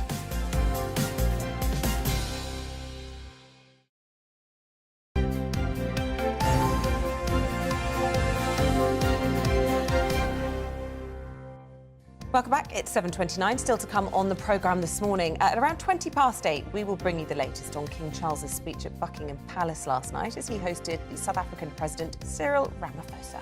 And according to so-called naturists, the number of people who like to get naked in public has surged. You've actually done this. I have. Yeah, I let it all hang out. Yeah, it's great fun. Anyway, the numbers have surged since the COVID lockdowns, as has the type of activities they engage in. Is that because people got so comfortable at home during lockdown, just, you know, as you say, letting it all hang out, that once went back to normal life, they decided they wanted to hang loose? Or perhaps the opposite. They were so locked down, they had to just break out and let it all free. Anyway, we'll find out at 8:45 when we talk to a naked cyclist. Looking forward to that one. Oh, gosh, mind boggles. Please do send in your thoughts on all of our topics, be it rail strikes, migrant hotels, or indeed naked cycling. Let us know, gbnews@gbnews.uk, or you can tweet us at gbnews. OK.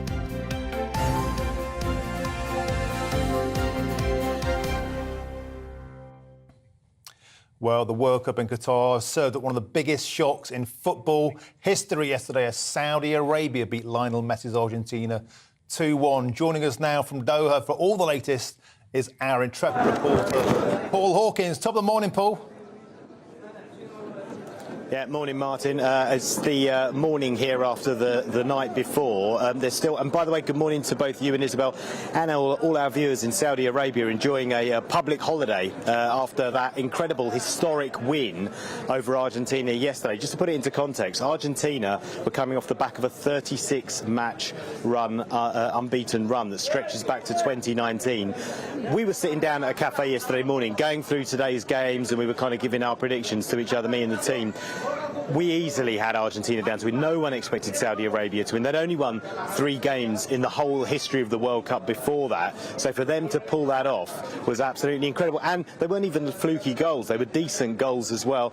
And they rode their luck a little bit. Argentina having one cleared off the line. They had 2 goals disallowed. But they stuck to their guns. And all around here, because lots of Saudis around here, lots of support for Saudis, and amongst the Arab world, the celebrations just went on through the night. There were groups, huge groups of fans marching up and down the Souk Waqif here in Doha, chanting and singing. And as I mentioned, there's a public holiday in Saudi Arabia today. They'll be talking about that for years to come. One of the World Cup's biggest ever shocks. Thought there might be another shock on the cards last night when France played Australia. Australia taking the lead, but France finally finding finding their rhythm, clicking through the gears, and Kylian Mbappe showing why he's one of the world's great footballers at the moment. So they won that 4-1. Today we've got Germany against Japan. That's the first time those two have ever met in a World Cup. Also following that, Spain, Costa Rica. That's the first time they've ever met at a World Cup. And remember, Germany, by the way, they won the 2014 World Cup. They went out of the group stages in the last one, so they'll be looking to show people that they are still a force to be reckoned with. Never write off the Germans, they say. And then finally this evening we've got Morocco against Croatia and Belgium against Canada, making their first appearance since 1986. The Canadians have never scored a World Cup goal, so even if they lose 10-1, that'll be like a victory for them. OK, Paul, thank you so much for that assessment. And as you said, all our Saudi viewers and listeners, I'm not sure how many there are of them, but I hope they have a great bank holiday. Thank you, Paul. Let's talk to you, Paul. Quite you joined us in the studio. Because we are short on time, let's all take the World Cup away. And we want to talk about Ronaldo, because, my goodness me, they've had a big fallout. Well, it's not really a surprise that this is come to this. The Cristiano Ronaldo, they've announced that by mutual consent they have had this divorce, Manchester United and Cristiano. There was, of course, the interview, and he said exactly what he wanted to say, and probably more as well about Manchester United. Probably stuff that he probably didn't even need to. He probably could have done all this behind the scenes. He might have got his payoff, which had probably been goodness knows how many £1 million, but it's just that the whole contract has been cancelled, so now he's a free agent. So he goes into his game against Ghana tomorrow, playing for Portugal, knowing that he's now looking for a team. And the thing is, who's going to take him on? Firstly, who's got the money to pay for him? And who actually wants... I know he's an incredibly fit 37-year-old, and he wants to play in the Champions League. Is he going to get the offer he wants? I really don't know whether he's going to. Very quickly, Paul, you've got another morsel for us there about Germany is wading in on the gender politics conversation in Qatar. The German Football Association, they've announced that they are taking FIFA to the Court of Arbitration for Sport over the One Love armbands, because the main reason, well, I say the main reason, of course, there's the whole ethical reason, but also they've lost a lot of money in sponsorship through a German supermarket who have said, well, if you're not going to do that, we don't want part of what you're doing. Whereas really, it's all down to FIFA. FIFA are the ones that are actually causing all the problems here. And then there's arguments about what's allowed, whether it comes under equipment, whether you're allowed to actually ban someone. So rules are all being questioned when it comes to FIFA and that armband. And I have a feeling that by the time the next games come along, I think we may see that armband, because I think FIFA's hands will be tied with an armband behind their backs. Wow. So we'll see. That'd be amazing. Thank you very much. Thank you. Cheers, mate. We can take a quick break. After that, David Mellor is back along with Baroness Claire Fox to take us through your Wednesday papers. See you in a sec.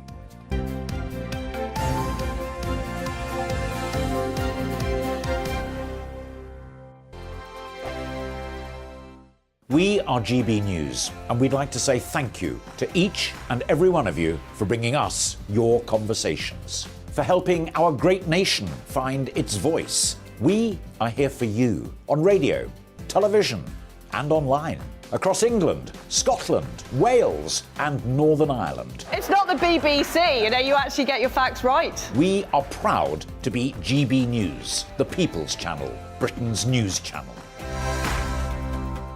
Monday to Thursday, 9 p.m. till 11 p.m. Join me, Dan Wootton. I'll bring you the sharpest takes and hottest debates. And it's about standards and public life. No, I'll tell you what's hypocrisy, Narendra. I guarantee you there'll be no spin. We believe in the UK. No bias, no censorship. It just doesn't make sense to me. He wasn't doing his job as Chancellor. And no reason to go to bed. So I guess they've always been quite woke. That's Dan Wootton tonight on TV, radio and online. Monday to Thursday from 9 p.m. till 11 p.m. on GB News. My name's Tom Harwood, and join me 9:30 a.m. every weekday for The Briefing, your one-stop shop for everything you need to know about what's going on in politics today. I wonder if this is a deal that might need to be like the biscuits in this factory, twice baked. Is there not an opportunity here to win out against the extremes? Tom Harwood, GB News. What are you going to do about it?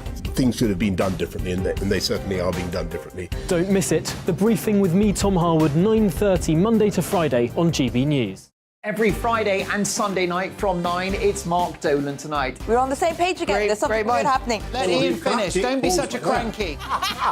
That mini budget was the tip of the iceberg.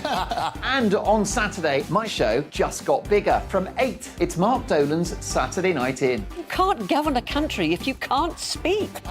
Stop talking. My God, we reached the end. I've never been early in my life. Only on GB News, the People's Channel. We are GB News, right across the nation. You can get us on television, on radio, on digital. We're absolutely everywhere. Amazing. You see, amazing. You remind me of me in the European Parliament. But here's the most important bit. We are not part of the mainstream establishment. We think and speak just like you do. We are the People's Channel. Magnificent. That's really, really thoughtful. Come and join us on GB News, the People's News Channel.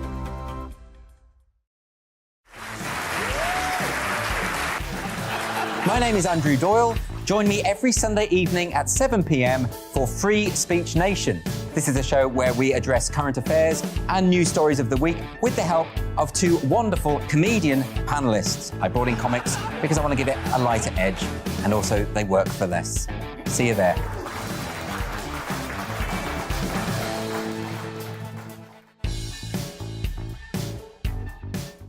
Every morning from 6 o'clock, we'll wake you up with GB News Breakfast with all the stories you didn't know from the night before. So whether it's serious news, entertainment, or your own views from all over our great nation, we're here to kick off your day with a smile. The national media should be reflecting and reporting what's happening here. You will notice the northwestern accents. Whether you're with us on TV, radio, or online, every morning, it's breakfast from 6 a.m. Hope you can join us.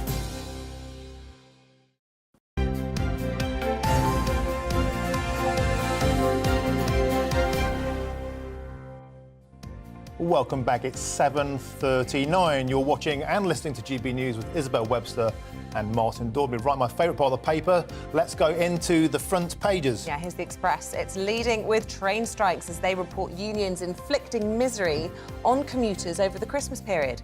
And the Daily Mail also leads on the strikes and also features a picture of the Princess of Wales at the South African President's state banquet last night. Finally, the Mirror are covering Qatar's war on equality, calling them the country that bans love.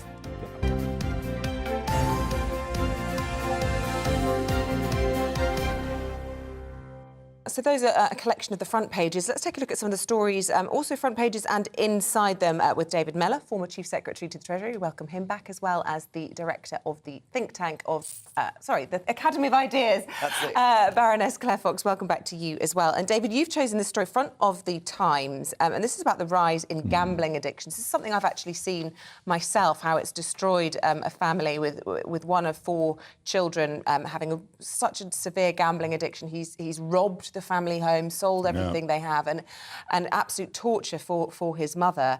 And this is something the NHS are really noticing now. Yes, the Times is obviously, I think, probably going to take a long-term into this because this is their actual top story. The problem with the intensive coverage of football, I mean, when I was a kid, you saw the World Cup on the television and you saw the FA Cup final, and that was about it.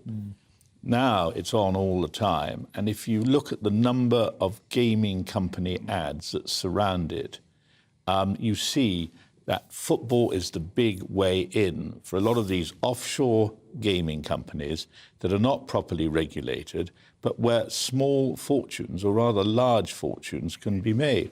And what the Times is focusing on, the health correspondent, is the impact this has on people. I was going to say vulnerable people, but I think a lot of us are vulnerable to this. I mean, personally, I've never been addicted to gaming. I like a drink with my football, but I don't like to. I don't like to gamble. One of the reasons that I would never allow myself to do it, I know if I started, I wouldn't want to finish, because you always assume the next time you predict when the goal is going to come, you'll win a fortune. So I think this is an important issue, which I hope will continue to be covered. Totally agree. And the Times here looks at one clinic in Southampton that's been opened that's seen a 42% increase in a year. So this is a serious issue. And I totally agree. I mean, I gamble on the football, I do. Always bet against England, by the way. That's where the value is. Don't bet with England because they always get a terrible price. Anyway, I think I'm aiding the addiction here, aren't I? But it is a serious thing. And you can see lads in the pub just doing it all the time, whereas you never go into bookies before. Yeah, but Claire, I mean, I know you're anti-banning things, and I'd expect you to say that. And, you know, we don't want to deal with alcoholism by saying nobody can have access to alcohol. But what is this million-dollar question? What is the solution to this? Clearly, it is a growing problem. It is a growing problem. but I think it's overstated. I think there's a danger of overstating it, let's put it that way.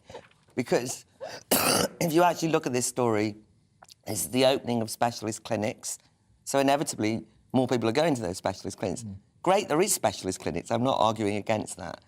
But I think that if you actually look at the statistics, and even the statistics from the people who are completely anti-gambling, is there's still a tiny percentage of those people who gamble. So there is a danger that what you do is you demonise gambling per se, you imply that once you gamble you'll become an addict, and I think that the illiberal outcomes of this can be things like wanting to ban advertising or overly regulate it. If you actually look at a lot of sports, if they didn't have gambling advertising, they wouldn't exist as sports. I mean, actually, snooker was saved as a sport. An awful lot of lower league football clubs are dependent on this.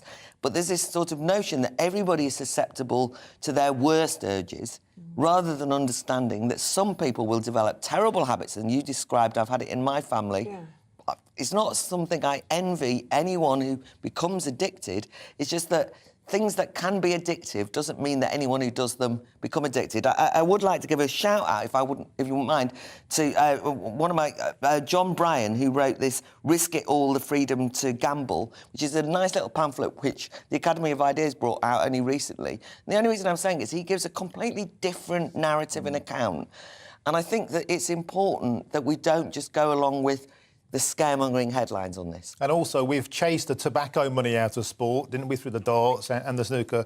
We've chased the alcohol out of sports. If we chase the gambling out of sports as well, I mean, sports needs money. But also, if you but they can't get... Sorry, excuse me one minute. Yeah. But they can't get money from gambling without causing serious social problems. Sport should be capable of supporting itself without turning to fringe activities like gaming and making those fringe activities their core activities. Well, and one of the problems, sorry, can I yes, say, of course. because one of the problems that there has been is that in the old days, when we were dealing mainly with casinos, they were forced to pay for a whole lot of treatment arrangements and gambling aware and all that stuff.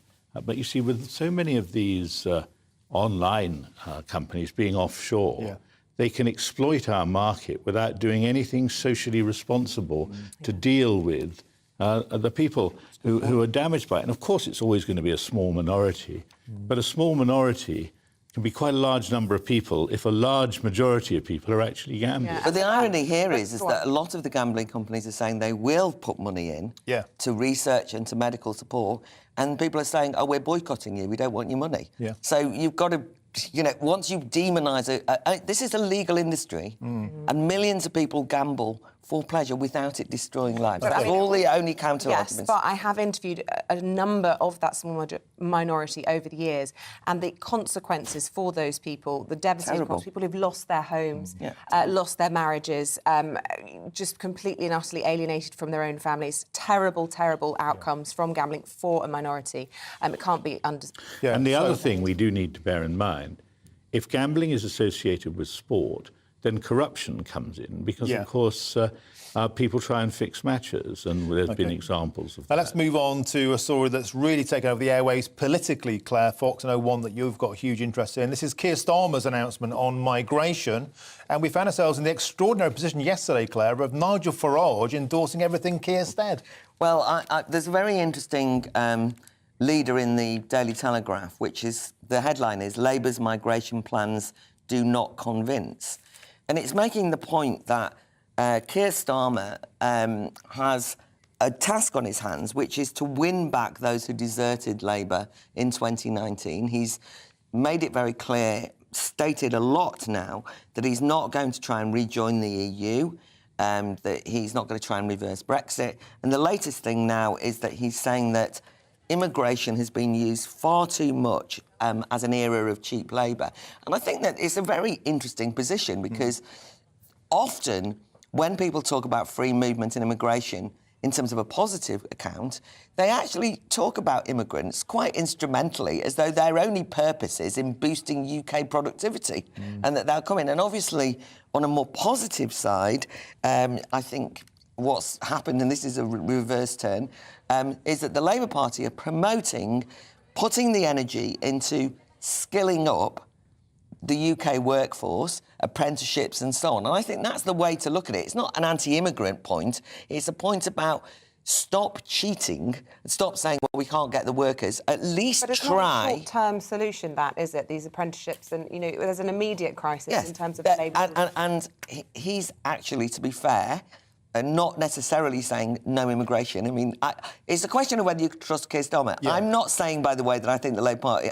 I don't necessarily mean that I believe the Labour Party, but it's an interesting turn because the free marketeers in the Tory party, many of them Brexiteers, have actually gone for the let's have immigration to solve these problems. Yeah. And it's not... But there's a danger that you neglect to do the skilling up of UK workers. And the RMT voted Brexit, lots of them, because they said this is cheap labour that's undercutting our wages. Remember? David, what's your take on Keir Starmer's latest reverse ferret? Well, he flip-flops, doesn't he? Yeah. I mean, he flip-flops. Keir is a lawyer, and the problem with lawyers is they'll argue one case one day and the other side of that case the other day, provided the money is right. And I think that while Keir Starmer looks like a respectable professional man, the reality is there's very little he wouldn't say or do in order to get himself elected. But isn't that canny? I mean, that's what Blair did. Well, Blair was able to project quite a lot of conviction. I don't think Keir Starmer's good at projecting conviction. And if the Tories have got any chance at the next election, it will be because Starmer will not capture the public imagination the way back in '97 that Blair did. But the real worry has to be that issues like immigration, Labour will use on the doorstep against the Tories, whilst claiming that they're not against it in some of their other rhetoric that the average voter doesn't read. And I just feel the Tories have got to get a bit sharper on the party politics. I agree. Here to that. Well, I suppose this is what Liz Truss and Suella Braverman had that famous fallout. You know, a lot of people suspected it wasn't about a leak. It was about Liz Truss wanting to go for growth and you know, relax the visas, and Suella Braverman being absolutely adamant that was not the road she wanted to go down. I agree. And one of the problems is, you know, and I saw that a lot in my 5 years at the Home Office, there's an assumption that people can be shifted in and they'll do a job, but the social consequences of shifting them in and the massive changes in population that have occurred over the last 50 years actually means that it's a dangerous game to think that immigration is purely a factor of economic growth, when in fact the social implications are enormous. And in lots of parts of the country, I think people feel they don't want any more people. They don't. And we saw that in today's reports about the hotels, and we've seen that about dental appointments, school places, suppression of wages. This is a much bigger debate than just fulfilling who serves your latte. Yeah, but I think that going back to, I think, David's very astute comments there, about whether we can trust Keir Starmer, which is the focus of the Telegraph article. And in a way, all of our questions is the collapse of the Conservative Party. Obviously, understandably, the Labour Party are opportunistically going to try and exploit that. And that in order to do it, what's interesting is how important those Leave voters have become as people that you have to appeal to. Yeah, absolutely. And the Labour Party need them.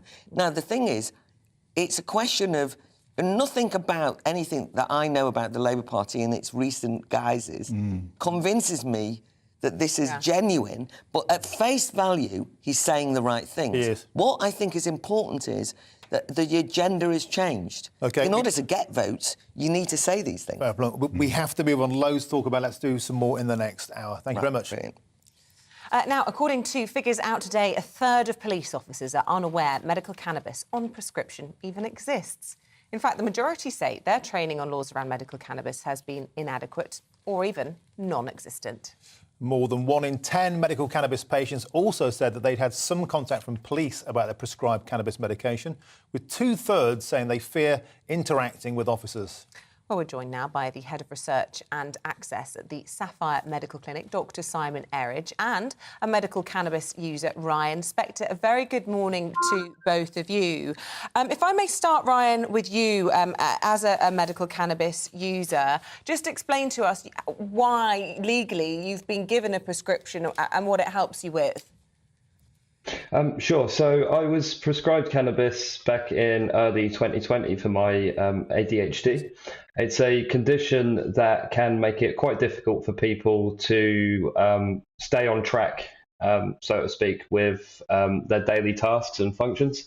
So it can make things quite difficult, like getting to work on time, taking care of chores around the house, like, laundry, washing up, doing the dishes, things like that.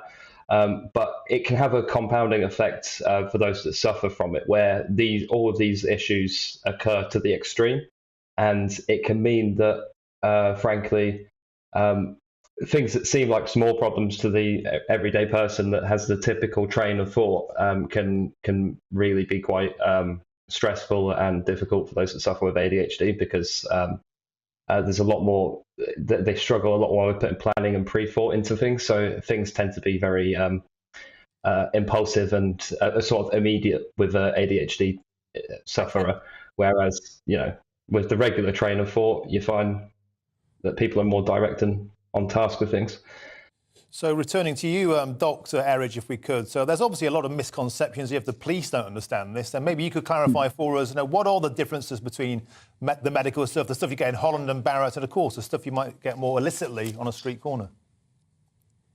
Yes, I think those are the two main misconceptions that people have, is that medical cannabis is one, the same as CBD oil. And I think one of the key differences is that medical cannabis, just like any other medication, has to be manufactured to a pharmaceutical standard and is accessed through a prescription and indeed for medical cannabis, it's only accessed through specialist clinics like Sapphire, where we have specialist medical consultants who can prescribe within the speciality in which the patient needs. So for Ryan's example, for ADHD, you would see a consultant psychiatrist, and it would only be them who could initiate a medical cannabis prescription for them.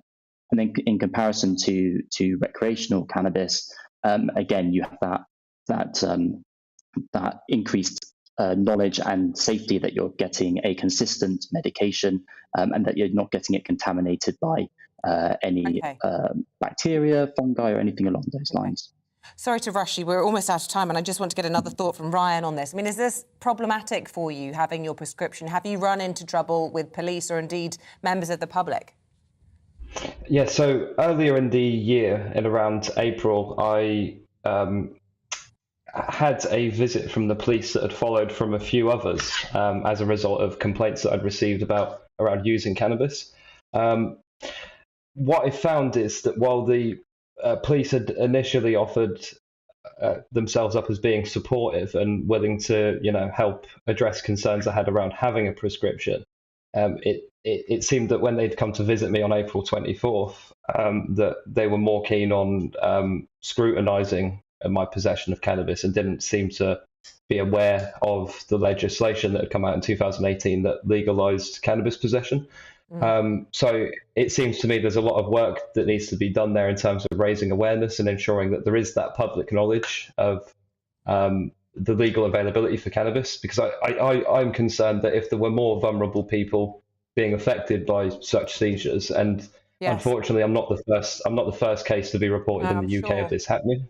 There's an individual in Scotland, I believe a year or so ago, who'd had a similar experience after having cannabis detected at a Royal Mail sorting office. Yes. Listen, I have to interrupt you, Ryan. I'm so sorry, but we do appreciate your take. Ryan Spector, Dr. Simon Erridge, thank you both indeed for enlightening on all of that. We've got to take a quick break, but we'll be right back at the top of the 8 o'clock with all of the top stories. See you in just a moment.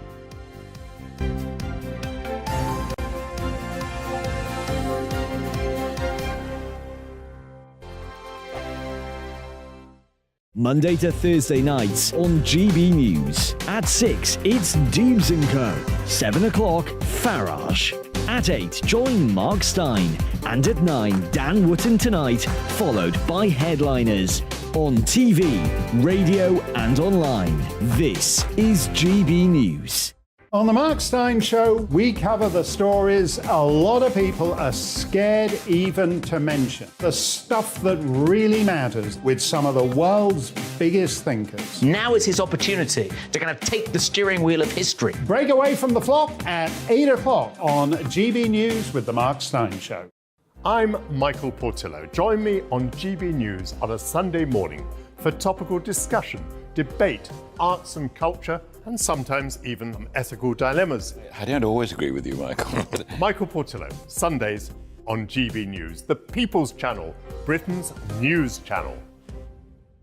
Monday to Thursday on GB News, it's Bev Turner Today from 10 a.m. We're going to be here for you, our GB News family, to keep you up to date, but also make you smile. The guy went from puberty to adultery. And I can't wait to bring a few of my own opinions. I have no time for cultural totalitarianism. We'll engage in passionate, but always polite debate, with your thoughts and opinions at the centre of it all. Monday to Thursday, 10 till 12, on TV, on radio and online. Hello there, it's Eamonn Holmes here from Breakfast on GB News. We're not just on your television and your screens, you know. We're on DAB plus digital radio, so you can listen to your favourite shows on the move. If you've not yet listened to GB News Radio, it's very simple. We're on your radio player and tune-in apps, on your smart speaker, phone or tablet, or online at gbnews.uk. Take us with you wherever you go. GB News Radio. You never have to miss a moment of the People's Channel.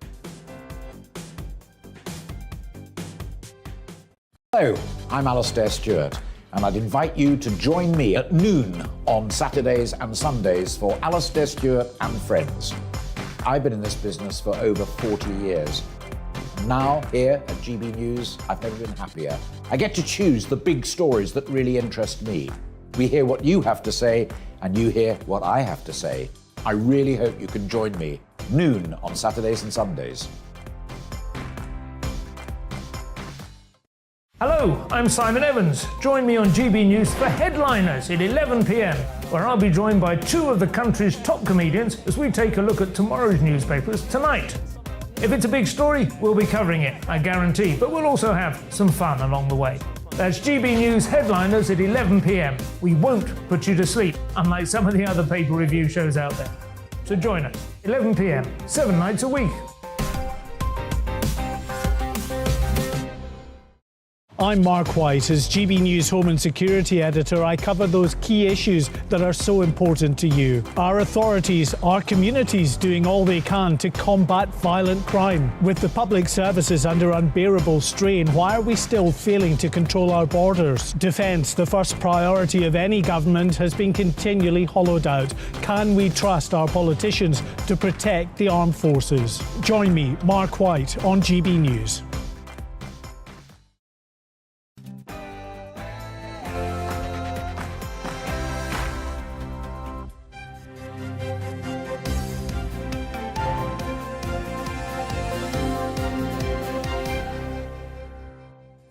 Rough sleepers left out in the cold while Channel migrants are housed in nearby hotels.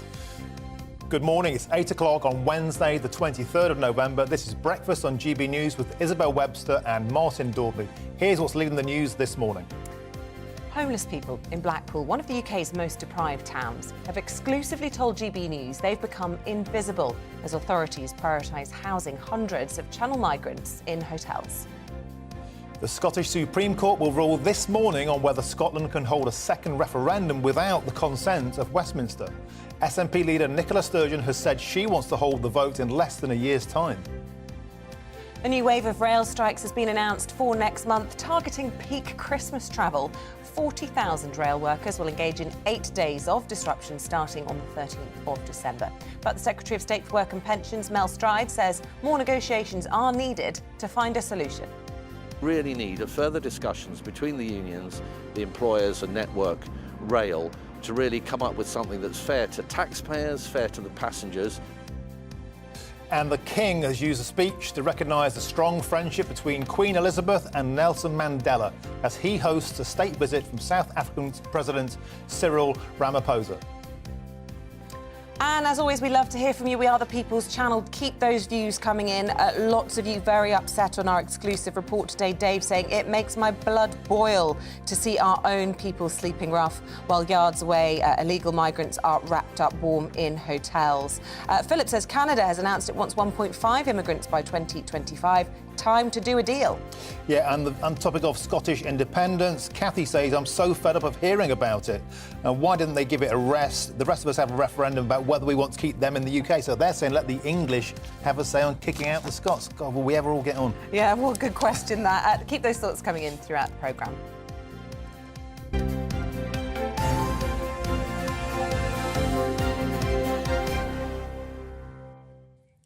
So our top story this hour, homeless people in one of the UK's most deprived towns have told GB News they feel invisible as authorities are prioritising housing channel migrants over their own citizens. The group in Blackpool, including young people and an armed forces veteran, say they're being forced to sleep on the streets while more than 300 asylum seekers are staying in the comfort of one of the town's most historic hotels. Well, our Home and Security editor Mark White has this exclusive report.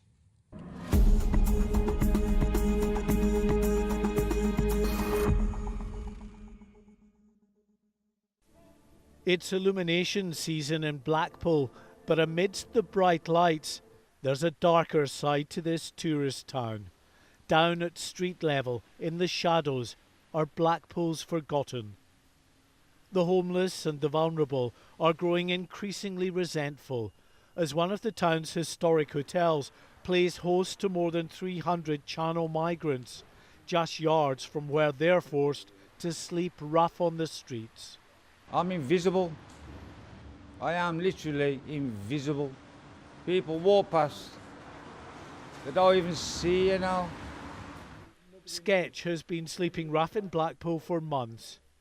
His story sums up the absurdity of the channel migrant crisis and will serve only to stoke the anger felt by many.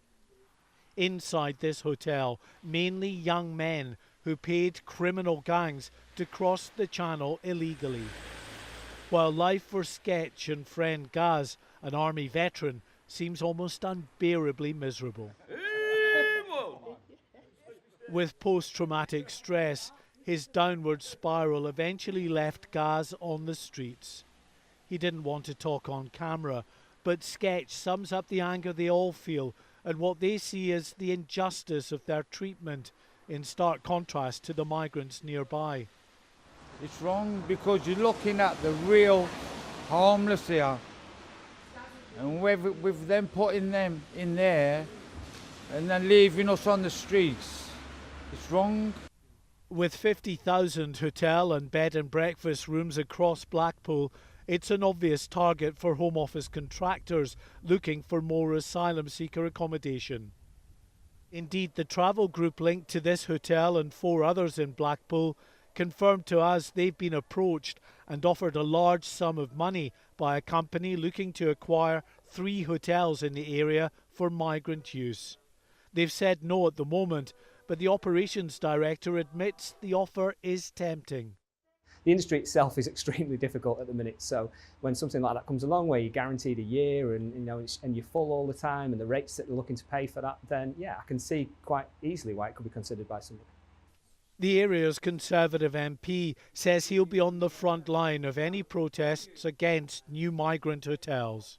My inbox is already full of people who can't get a council house, can't get an NHS dentist, a GP appointment, and the idea that you can locate 300 asylum seekers in the UK's most deprived ward, which is where they are currently being hosted, without that wraparound support is complete and utter madness. Blackpool's forgotten are desperate for help, but as authorities here are forced to house growing numbers of asylum seekers, Sketch and his companions are, it seems, weighed down the list of priorities. It's hard. Last night, an elderly friend of ours fell ill and we found the ambulance. He was close to death. And as this resort heads into the winter months, life for those living rough on its streets will only get harder. Mark White, GB News, Blackpool. And our Home and Security editor, Mark White, joins us in the studio. Look, Blackpool really interesting in all of this because we know it has already got a higher than average problem with homelessness, but it also has all these hotels because it is a tourist destination, and therefore the Home Office see it as useful for them with this crisis. But how do they solve this problem? Because just have to look at our inbox to see how much this enrages people. Yeah, I mean, one of the reasons Blackpool has so many homeless is because people know that there's cheap accommodation in the form of the B&Bs there, and they will come from parts of the country for whatever reason and fall into a situation where they then become declared homeless. There are some 800 people currently declared homeless in Blackpool. Now, that doesn't mean that they're rough sleepers. There's only a fraction of that number who are rough sleepers. But the difficulty for those who are sleeping on the streets is they have many complex needs. They really require the services of local authority care that the local authority can provide. Now, the local authority will be trying its very best to help them, but that local authority is also under the cosh because they're dealing with hundreds of asylum seekers in their local authority area, like other local authorities across the country, having to provide social services, healthcare, all of the public protection services that they need to put in place for these people as well. This issue, Mark, I think exemplifies the liberal bleeding heart ideology of open borders versus the working class community reality. Because so often these places seem to be foisted upon places like Blackpool or Ipswich or Skegness, or Dover, blue-collar, conservative areas. And we're starting to see, aren't we, a kind of rebel conservative movement speaking out against this because they know that this could cost them their seat come the next election. Yeah, there's absolutely no doubt about that. The fact is that those areas, particularly in the north, are disproportionately affected by the number of asylum seekers being housed in their local authority areas. In the northeast, for instance, it's something like 10 times as many asylum seekers per head of population being housed up there than in the home counties. Not in the leafy suburbs. Yeah, indeed. So you can see why people in the north of the UK in particular are very concerned about what's going on. And local Conservative MPs, particularly in the Red Wall, know this is a hot button issue. That's why we had in that VT there Scott Benton, the Conservative MP for Blackpool, saying he will be on the front line of any more plans, if there is, to protest any more plans to put asylum seekers in that town. And we found out during our reporting there that the contractor working on behalf of the Home Office is looking to acquire another 3 hotels in the Blackpool area. So let's look at what the government is doing to try and tackle this. We know that the Home Secretary, Suella Braverman, will be before a select committee today being questioned about her latest policies. We know she's had this deal recently with France, record amounts of money being sent to the French. Do we feel as though, and do you, in your opinion, believe that the government are tackling this adequately now? Well, effectively, no. And on this issue of France, I think it's important to actually explain to our viewers what's happening here. This is an annual renewal of a deal that's been in place for half a dozen years now. It gets repackaged as this great new deal with France. It's not that. Yeah. It's, France taking a chunk of money each year to bolster the security that they have. And then it's repackaged as, we're putting 40% more police on the beaches of France. But none of that actually really addresses the fundamental issue of more and more people coming across the channel. Very, very quickly, while I've got you here, these Tory MPs staring down the barrel of certain electoral defeats, could they form the beachhead of a defection movement, say, to smaller parties like Reform? Well, I think that's certainly possible. At the very least, what they will be is a very loud thorn in the side of their own government out there, making their voices heard in their own community, showing their electorate that, look, whatever the government's doing, I'm on your side. I'm here to ensure that you're not getting hammered by this particular crisis. They've got a fight on their hands to keep their seats. And I say it could be very difficult for this government going forward in the months ahead. Mark White, fabulous report. Thank you. Now, the UK Supreme Court is expected to hand down a ruling on whether Scotland will be able to hold a second independence referendum without the approval of Westminster. Nicola Sturgeon is hoping to hold the second referendum in October next year, but the UK government has so far refused to give formal consent for the vote to go ahead. Well, let's speak to our political reporter, Olivia Utley, who's in Holyrood for us this morning with a spectacular sunrise behind you in the last half an hour or so.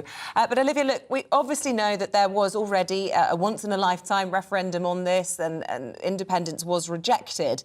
Things have changed since then. The European Union has been left, and we know the Scots didn't want to leave the European Union, but that's not part of this legal argument, is it? There were 2 days of hearings in October, but this was clearly down to the competency of the Scottish Government, whether or not they were able to conduct another one of these referendums.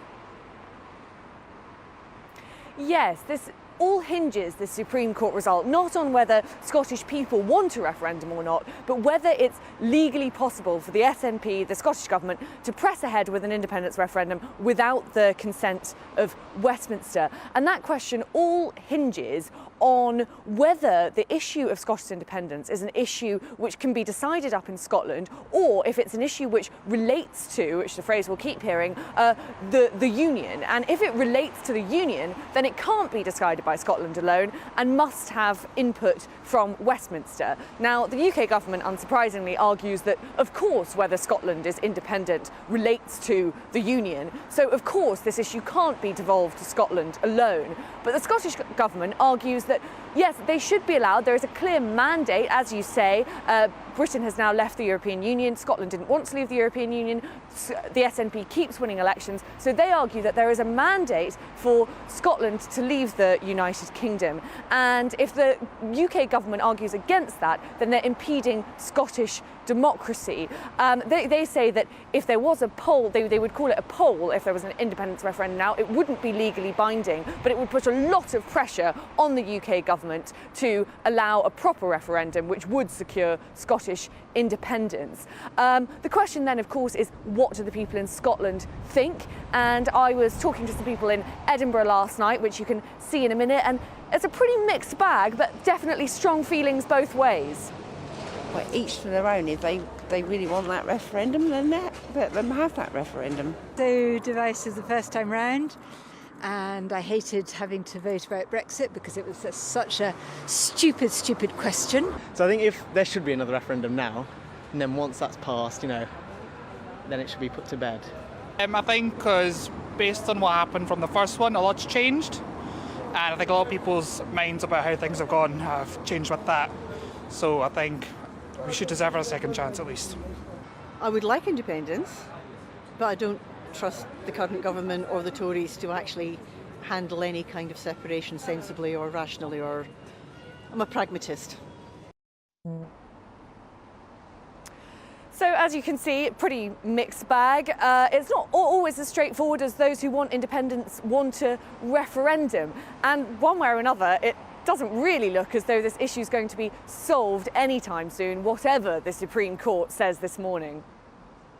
Blatant. OK, thank you very much, Olivia, for all of that. We're going to get the thoughts of David Maddox now as well on this. He's the political editor for The Express Online, but I should point out he wrote for The Scotsman, so has quite a level of expertise in all of this. Good morning to you, David. Morning, guys. Morning. Good morning. How do you see this all playing out then? Because as Olivia was explaining beautifully there for us, there seemed to be sort of three outcomes, but none of which looked to sort of settle this political hot potato for Scotland. No, I kind of feel like I'm living the nightmare again of the 8 years I worked at the Scotsman. This issue never went away. Actually, I mean, it's an issue that's poisoning Scotland and causing it all sorts of real damage. I mean, if you look at the impact on its services, education and health. But to be honest, I would be surprised if the Supreme Court rules in favour of the SNP and Scottish Government and allows them to have a referendum. I think it's pretty clear from the Scotland Act that referendums are reserved to Westminster, but, you never quite know. There's always some surprise rulings. OK, so, Dave, economically, there's been a big change since the last referendum, in as far as net zero is now the currency of the day. And we know, of course, that Scotland's going to be reliant on its oil revenue, don't we, to survive. Can Scotland go it alone economically? Well, that is actually now a big question in terms of the oil revenue, because we've now got a SNP Green Alliance running the Scottish Government, who are both in favour of independence, who are now anti-using oil and gas. So, it's very questionable whether they would actually get any revenue at all from the North Sea. It's possible, but it's more likely to get revenue if they stay within the United Kingdom. Although actually a lot of people don't realise that the actual gas reserves are actually quite, to a large extent, in English waters anyway. I mean, having looked at this a lot before, it's hard to see how Scotland could make its own way economically. It just, it'd be losing access to its biggest market, dare I say. I hate to use that argument, having heard it so much time with Brexit, but it's true. There's just, it is largely subsidised by the rest of the UK, and that's just hard facts of it. Yeah, David, I'm interested in what you were saying there about how this argument actually has been to the detriment of public services in Scotland. If in an hour and a half's time the Supreme Court come out in favour of Westminster and Scotland have this attempt rejected, is it possible then that they'll turn the next general election into a single issue debate? And I wonder what you think the implications would be of that, again, on Scottish services. Well, it'll be terrible, and they will turn it into a single-issue debate, because every election since 2007 has been a single-issue debate. The Conservatives have played into this a lot because they have successfully packaged themselves as a party of the Union, so it's helped them recover in Scotland, having gone down to zero in the late 90s in terms of MPs and things. So it's kind of helped both sides, unfortunately. But this is a country that can barely open a new hospital because it can't get it right. Its education standards in schools has gone from being easily the best in the UK and one of the best in the world to the third best in the UK. And it's having all sorts of problems domestically. All things which are reserved to the Scottish Government. But of course, the Scottish Government, the SNP, and now their Green friends, just focus on independence. And it's causing harm and damage all the way. OK, Dave, as we have you here, can I quickly fire a question at you about Keir Starmer's comments yesterday on controlling immigration? Because really, Nigel Farage agreed with every word he said. I agree with every word he said. It's like a UKIP manifesto. The Express, of course, takes the temperature every hour of every day about the beating heart of the Red Wall. This is the key topic. Do Express readers believe a word Keir Starmer says? I would imagine that they have the same reaction as I do, which is to take a large bucket of salt to the words of a man who not so long ago was arguing for open borders and the continuation of free movement and saying it was a disaster. I think, actually, if you look at the speech, you have to look very carefully at the small print. The top line was very good, very expressive, dare I say, but underneath it, there's still a promise of more visas, work visas, and all the rest of it. So I'm not really sure he was quite saying what he wanted us to hear. The other thing, though, is that they are, without doubt, moving on to conservative or traditional conservative territory. I've just run a story last night on a speech that's happening today with their Shadow Defence Secretary, John Healey, who is complaining that the MOD is not buying British. So, there's definitely a movement to the right, which in the Labour Party, a kind of a realisation that they've got to kind of appeal to patriotic working class voters again, and maybe that's a good thing, actually. Yeah, well, we saw it, didn't we, with the national anthem at Labour conference for the first time. But stranger things have happened in politics. We had Liz Truss, who voted Remain, becoming the most ardent of Brexiteers as Prime Minister, perhaps. Sir Keir Starmer will do the same. Dave Maddox, really good to get your analysis on the Scottish referendum and indeed on that as well. Thank you very much indeed. Thank you, Dave. Yes, and let's bring you up to date with all of today's top stories. More than 11 million pensioners will receive up to £600 from today to help with their energy bills this winter. The government says most payments will be automatic, with households receiving the money over the next 2 months. Manchester United's owners, the Glazer family, are considering selling the football club. It follows the shock announcement that Cristiano Ronaldo will leave the team with immediate effect after his public criticism over the direction of the club. Around 250,000 adults have undiagnosed type 2 diabetes. Research published in the European Association for the Study of Diabetes claims people aged 40 to 70 should be screened for the condition. Currently, it's only high-risk adults who are offered a test for type 2 diabetes.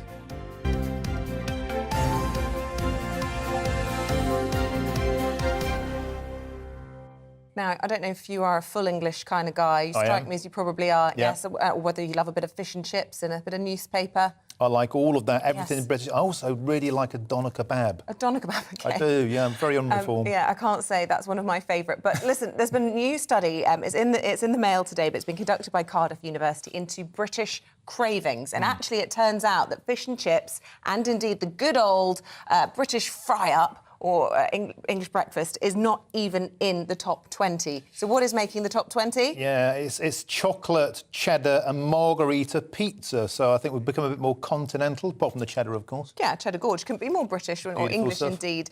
So let us know, is that you? Do you prefer chocolate, cheddar and margherita pizza to a full English or indeed fish and chips from your street corner? And apparently they also did a survey of our healthy cravings.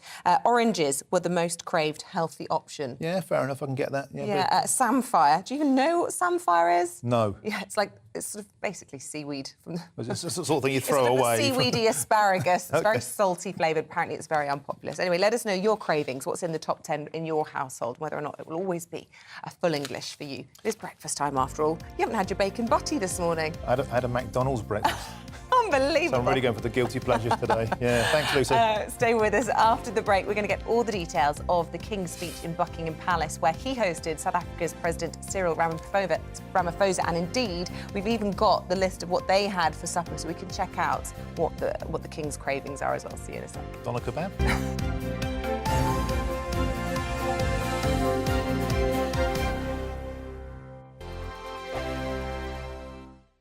We are GB News, the People's Channel. Why not take us home with you by visiting the GB News shop at gbnews.store. You'll find all the official merchandise, a really good present actually for yourself, your friends or your family. We ship across the UK mainland at no extra cost. GB News, the People's Channel. Hello, I'm Michelle Dewberry and you can join me every weekday 6 till 7 on Jubes & Kerr. Me and my panel will get stuck right into the day's events and I can tell you, in fact, I can warn you, expect some robust debates, some strong opinions and perspectives from both sides of the fence. It's about you at home as well. I love to read out all of your comments, or at least as many as I can. So join me, Michelle Dewberry, Monday to Friday, 6 till 7 on Jubes & Kerr. Join my show Farage, 7 p.m. till 8 p.m. Monday through Thursday, and there you will get opinion, analysis, debate, and I'll cover stories that nobody else dares to touch. You've been cancelled. Join the club. Oh my goodness me! And then for the last 15 minutes, talking pints. We're over a drink. We have a civilised conversation with someone. We very often disagree, but we do it in a grown-up way. Come and join me on Farage. Monday to Thursday nights on GB News. At 6, it's Dubes & Co. 7 o'clock, Farage. At 8, join Mark Stein. And at 9, Dan Wootton Tonight, followed by Headliners. On TV, radio and online. This is GB News. Hello, I'm Esther McVeigh. And I'm Philip Davis. Whether you're watching or listening on TV, online or on radio, we handpick the latest stories, debates and expert opinions for your weekend. So whether that's politics, news or showbiz, we've got it covered. Join us every Saturday morning at 10 o'clock on GB News. Join me every Sunday at 6 p.m. for Gloria Meets. In exclusive interviews, I'll be finding out who our politicians really are and what they really think. I think I've seen probably quite enough of Matt Hancock to last me a lifetime. I'll also be getting to know you better, travelling to find out what you think about the politicians who are fighting for your vote. They've got to get this country back on track. Join me every Sunday at 6 p.m. only on GB News, on TV, radio and online. I'm Mark Dolan. Join me at 11 on GB News for Headliners, in which I'll be joined by two of the UK's top comedians discussing tomorrow's papers. If it's an important story, we'll cover it, but we'll have some fun along the way. Headliners, the late-night paper review that won't send you to sleep like the others will. 7 nights a week at 11 p.m. on GB News.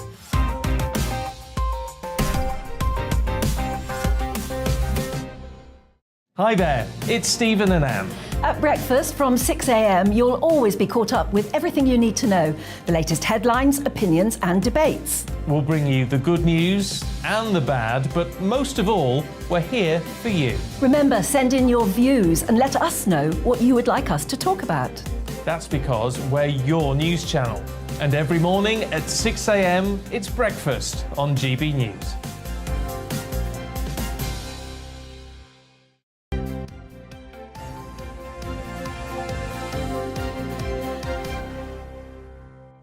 Welcome back. It's 8:27. Still to come on the programme this morning at 8:45. The number of Brits in the buff is on the rise. More and more people opt to carry out their hobbies in the nude. We'll be speaking to a naked cyclist. Perhaps you're one of these. Perhaps you're one of these. Well, it's getting Maybe very we hot. don't want to know. It's getting very hot in here today. It is hot in here tonight. Are you threatening?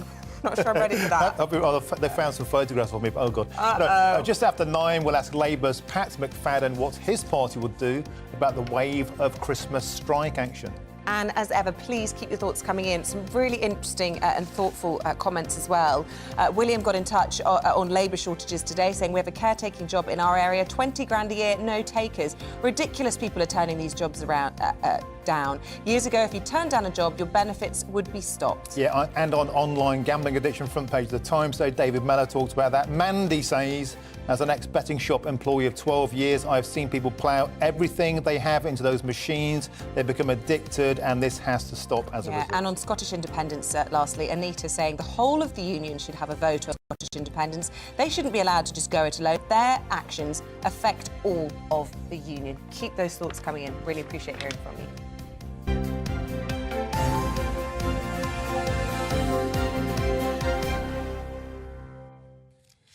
And the South African President, Cyril Ramaphosa, will continue his 2-day trip of the UK today. It is the first time King Charles has hosted a foreign head of state since he took the throne. And our royal reporter, Cameron Walker, joins us now from Buckingham Palace. Cameron, quite the banquet last night. Fantastic to see all the pomp and pageantry back in action, and the King going it alone for the first time. It certainly was, Isabel. It was the royal family's power of soft diplomacy in action last night. President Cyril Ramaphosa of South Africa first treated to a ceremonial welcome involving more than 1,000 troops at Horse Guards Parade before the centre point, perhaps, which was last night at Buckingham Palace for the state banquet. Now, just as the late Queen used to do, the King and Queen Consort inspected the table setting in the ballroom of Buckingham Palace before the event took place. Around 160 guests were there last night. The table settings had sustainable flowers there at the King's request from the Buckingham Palace and Windsor Castle gardens, i.e. they weren't flown in from around the world, but the guests were treated to an exquisite menu, to be honest. Windsor pheasant or grilled brill with wild mushrooms was on offer, polished off with a £75 bottle of vintage port from the 1980s. Now, Kate wore the dazzling Queen Mary's lover's knot tiara, which was perhaps made famous by her mother-in-law, Princess Diana, and Queen Camilla wore the late Queen Elizabeth's sapphire and diamond tiara. And the exquisite hospitality for the South Africa guests was accompanied by speeches by His Majesty the King and the President of South Africa. Now, the King paid tributes to his mother during that speech, referring to her 1947 speech which she made from South Africa, dedicating her life to service. Of course, the late Queen was very much in love with the Commonwealth, as the King intends to be, as his new role as head of the Commonwealth. Of course, South Africa is part of that. And the King also repeated his pledge to Commonwealth leaders earlier this year, where he said we must acknowledge the wrongs that have shaped our past if we are to unlock the power of our common future, perhaps referring there to the historical slave trade. The King also used his speech to talk about climate change and biodiversity loss, wanting countries to work together to find a solution to that.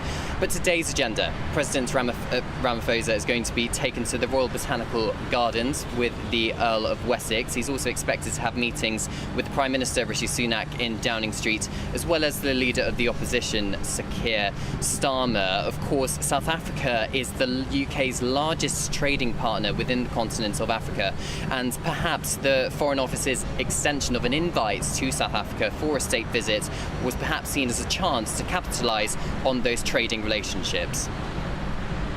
Yeah, so Cameron, you detailed there that King Charles was talking about colonialism. I think a few people might be a bit dismayed that here we go, should be his first big event, and there's a bit of self-flagellation about the empire and Britain. Yes, I think perhaps it ruffled a few feathers. I think perhaps King Charles was very much seen as non-political when he started his new role as king, and he was in fact praised for not reverting to perhaps his old ways when he was Prince of Wales, of talking about climate change, talking about colonial past. But we saw a change in that today at the speech last night at Buckingham Palace, and perhaps this is a window to the future of what the king is expected to perhaps talk about later on as he gets into his new role. He's very much perhaps in a honeymoon period at the moment as king. We've got the coronation coming up in May, but perhaps some people would prefer the Prince of Wales maybe to talk more about climate change, biodiversity loss. Some would see that perhaps as too political for members of the royal family to talk about that, particularly the monarch. Finally, you know, obviously we've been talking a lot this week about this award that controversially the Duke and Duchess of Sussex have been nominated for challenging structural racism within the royal family. I mean, comments last night from King Charles pointing out that long and friendly relationship with Nelson Mandela. Will they be lost on the Sussexes? Well, I think it's interesting, Isabel, that the Prince and Princess of Wales are actually in Boston next week, which is just a few days before that award is handed out to Harry and Meghan in New York. And it's been seen by some, this trip for the Prince and Princess of Wales to go to Boston to Earthshot, his big environmental prize, to perhaps mend the relationship with the United States in particular. If you remember back to the Oprah interview in 2021 when Meghan accused an unnamed member of the royal family of racism, Harry accused the royal family of financially cutting them off, and then of course the late Queen released that statement where she said recollections may vary. I think perhaps the royal family are seeing it as their chance to mend relationships around the world, and this particular award which Harry and Meghan are going to be accepting will clearly not be very welcome. Thank you very much, Cameron, indeed, for all of that. And I have to say, Princess of Wales looking absolutely beautiful. I mean, look absolutely yesterday. stunning. Yeah. Jenny Packham dress as well, good British designer. Yeah, stunning. Princess of Wales. We're going to take a quick break. After that, Baroness Claire Fox and David Mellor will be back with lots to say about your Wednesday newspapers. Don't move a muscle.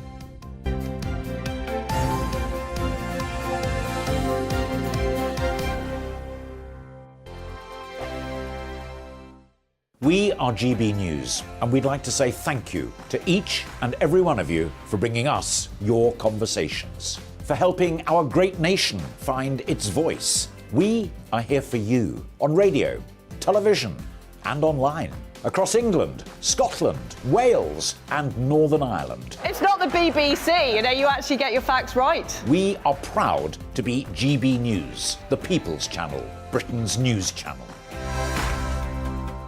Monday to Thursday, 9 p.m. till 11 p.m. Join me, Dan Wootton. I'll bring you the sharpest takes and hottest debates. And it's about standards and public life. No, I'll tell you what's hypocrisy, Narendra. I guarantee you there'll be no spin. We believe in the UK. No bias, no censorship. It just doesn't make sense to me. He wasn't doing his job as Chancellor. And no reason to go to bed. So I guess they've always been quite woke. That's Dan Wootton tonight on TV, radio and online. Monday to Thursday from 9 p.m. till 11 p.m. on GB News.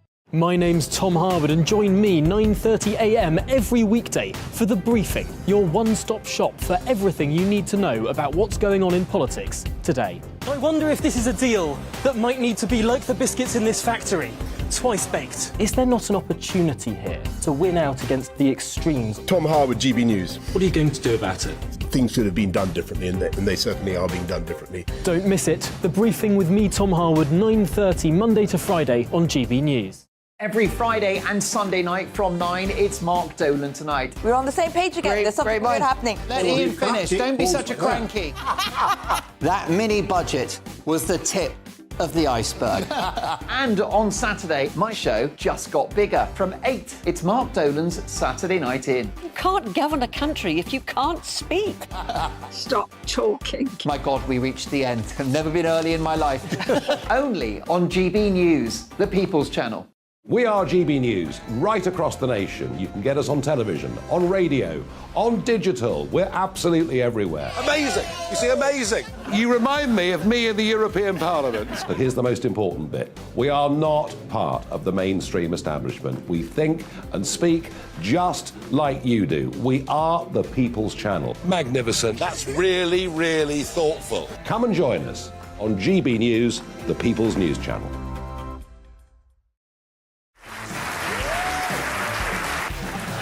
My name is Andrew Doyle. Join me every Sunday evening at 7 p.m. for Free Speech Nation. This is a show where we address current affairs and news stories of the week with the help of two wonderful comedian panellists. I brought in comics because I want to give it a lighter edge, and also they work for less. See you there.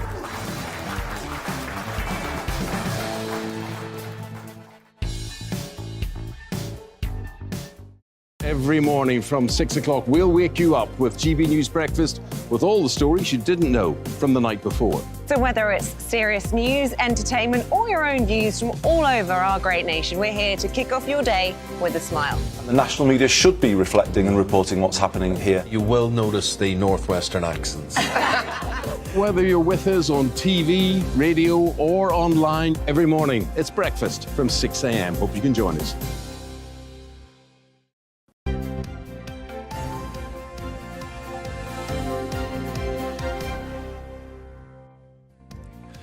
Welcome back, it's 8:38. You're watching and listening to GB News with Isabel, Webster and Martin Dordby. Let's have a look at the front pages today.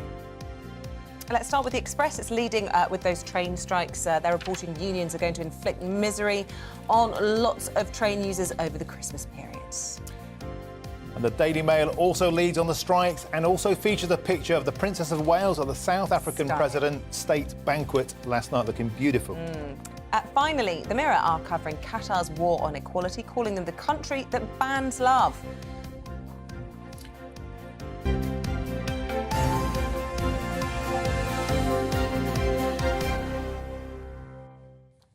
Should we go inside the papers now? We're joined by the former Chief Secretary to the Treasury, David Mellor, and Director of the think tank, the Academy of Ideas, Baroness Claire Fox. Welcome back to both of you. Let's start with the Times, shall we, David? The OECD being incredibly negative about our economy again. Yes, I mean, I'd love to go into the jungle and play around with Matt Hancock's prospects, but unfortunately, there are some quite troubling stories, and we haven't run out of them yet. But the UK economy will be one of the worst in the wealthy world. It then takes a list of all of the predictions from the OECD. No friend of Britain, the OECD, but even so, we are the only ones that are predicted in 2024 to be still running a deficit, i.e. to still be in recession. And there's a suggestion even good old Ireland is going to be up there with a serious increase in GDP, 3.3%. And we have a fall in GDP of 0.2%. Now, I never know whether to believe all this stuff, because, of course, a lot of it depends on how accurate the data is collected by the countries themselves. But what it seems to be suggesting, and this is what the Conservatives are going to have to try and answer, first of all, there is an international problem occasioned by what's been happening with energy prices and so on. But then there's a particular British bit of it, as a result of Liz Truss, etc., spooking the markets and causing interest rates to rise more than they would have done if Liz Truss and Kwasi Kwarteng had not existed. I was just looking for Germany in this, so they're 33 of 38, because I know the Chancellor recently was pointing out that their GDP is expected to take much bigger hit than ours next week, and that's because, of course, how closely aligned they were with Russian oil and gas. But how are they able to get out of this more quickly than us? Well, we don't know that. We don't know that. No, exactly. It's a forecast, isn't it? Yeah, it's a forecast, but I think the real worry is that the international confidence in the British government is very low, and Tories have real problems because it always used to be said people don't like the Tories, but they think they're better at running the money than Labour. Well, if that's no longer the case, it's a bad scene.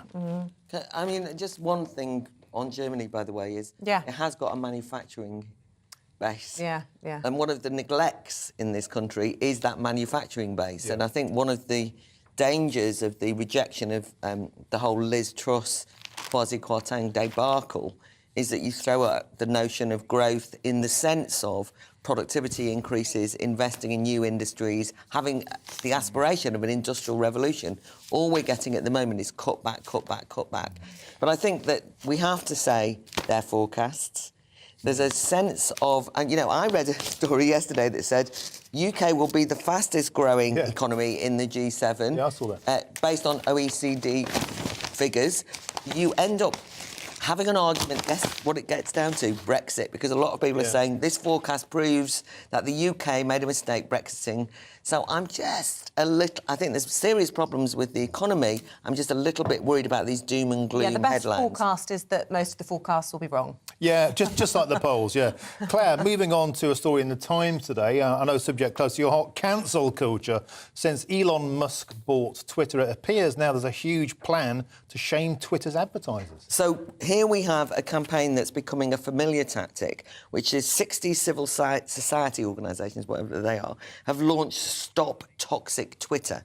And what they're effectively doing is giving ultimatums to big brands who are advertising on Twitter and saying, if you don't get off because Elon Musk is not to be trusted, we're going to call for a boycott, we're going to name and shame you.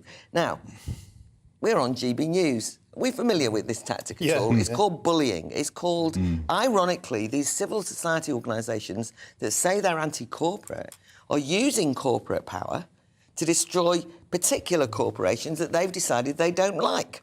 And they've decided that Elon Musk is a part of Twitter they don't like. By the way, they're on Twitter launching this campaign. You do think, why don't you get off Twitter and see whether you can all have your campaign? But there is something very unsavoury about social media being used to effectively cancel advertising on legitimate channels like GB News or wherever it is. But it is bullying, and it's the use of corporate money to bully as well. But now, do you think that the brands will buckle, or will they stand firm? Well, the sad news is that the corporate world is more spineless than I'd want it to be. We've already seen Volkswagen and Audi have stopped advertising. If they come under enough pressure, they might, although some have noted that actually Twitter is still going, it's not closed, millions, billions of people using it, so they might hold on. But I think it's very important that we hold the line on this, because I think the damage that can be done when you say, if you advertise on that, we'll destroy you, is actually a very dangerous, censorious trend. And I believe in media freedom. You can't have media freedom if you won't allow media companies of all types. I think panel unanimously agree, probably, with all of that. We do, and I agree with every word she said and Claire said, and I don't think there's any reason for me to repeat it. No, fine. Well, let's crack on then. Well, let's go to The Times, because I know you've got a really busy day today, and, like me, you rely on a hot drink to power you through. You're more of a tea man than coffee. What have The Times got to say about that? Drinking 2 cups of tea can keep your memory sharper as you age. That's your I have to say, there's no evidence of I don't agree at all. To the contrary, you're the walking example of this. And then, I love the way that the newspapers dispense medical advice, usually contradictory. So we now hear also in the Mail, a glass of red wine with dinner could slash risk of dementia, says study. Now, it wasn't so long ago I was reading that, even a thimbleful of red wine was going to utterly destroy your brain and your life. Do people believe what they read in the papers? Yes, a lot health? of people do. Well, actually, I think that I was thinking, oh, good, an excuse to have a glass of wine. I can say it's a medical intervention. But, I mean, more harmful, I think, is a story in The Telegraph, which is a glass of wine a week can harm baby in pregnancy. Now, this has been an argument that's been put forward by some public health, dare I say, zealots, that really frightens pregnant women. And they actually talk about alcohol, what is it, fetal alcohol syndrome. Yeah, that's right, This is something that was associated with severe alcoholics drinking heavily through pregnancy. It's turned into one glass of wine a week. And I agree with David. Why would you believe what you read in the newspapers? But I think more distressing is that some scientists who are advocates, very often, of a particular position, use the media and can scaremonger people. And then you'll meet people, women who are pregnant, who say, oh, I don't know whether to have a glass of wine. You think, God, have a glass of wine, calm down, Yeah. the baby will be fine. I did, in later pregnancy, have a glass of wine and I didn't worry about it, and I had an obstetrician friend who said, don't worry about it. But I do think if there is any risk, I suppose, of other women having too much alcohol during pregnancy, there's no harm to women who don't have it, so there's no great loss. Yeah, but then we're being nudged all the time to do everything in a more puritanical way. It's not the end of the world if you get through pregnancy without a drink. No, but it's also the case that getting through pregnancy can be aided by not getting into a panic that everything you eat and drink is going to destroy your child. That's the point. Or indeed, not so much that's, the child is one thing. It's destroying you as the consumer. And I simply don't believe that. And I think the scaremongering doesn't actually do the medical profession that much credibility, because they always say, a good working definition of an alcoholic is someone who drinks more than their doctor. There you go. Brilliant. Look, we've just got time to squeeze in the story from The Telegraph, Claire, about oil protesters apparently raising the value, how insulting, of a Van Gogh picture by gluing themselves to it. This is according to, of course, a lawyer. The lawyer defending the protesters has tried to imply that somehow this was a great heroic act of helping Van Gogh by increasing the value. I mean, this was one of the most Philistine, destructive acts that we've ever seen. Absolutely. Those who say, oh, well, it's all right, that was covered in glass. I mean, first of all, we've discovered that a very important frame, because frames are important historically, was damaged. Also, that the glue might have damaged the painting, but what's more is the solvent to get the protesters' hands off could definitely have damaged the painting. Oil-based solvent. Yeah, how dare they? That's what I would say. How dare they? So the question really I have... we're out of time. So Surely sorry. not. Do you know why, Outrageous. David? Because we've got a naturist coming up, and it's going to be an absolute ratings winner. So we've I'm got not to get allowed to the to say naked that I man. think those people should be locked up for a long time. I don't mean the naturist David Mellett, either. Claire Fox, it's been a pleasure. I'm so sorry to cut you short. It is coming up to 10 to 9. Let's bring you up to date on the latest headlines. And a judgment will be made this morning on whether the Scottish Parliament can hold a second independence referendum without the consent of Westminster. A decision is expected to be delivered at 9:45. More than 11 million pensioners will receive up to £600 from today to help with their energy bills. The government says most payments will be automatic, with households receiving the winter money over the next 2 months. And leading medics are warning that more GPs are leaving the profession than entering it. The Royal College of GPs said staff numbers won't be enough to meet the current and future needs of the population.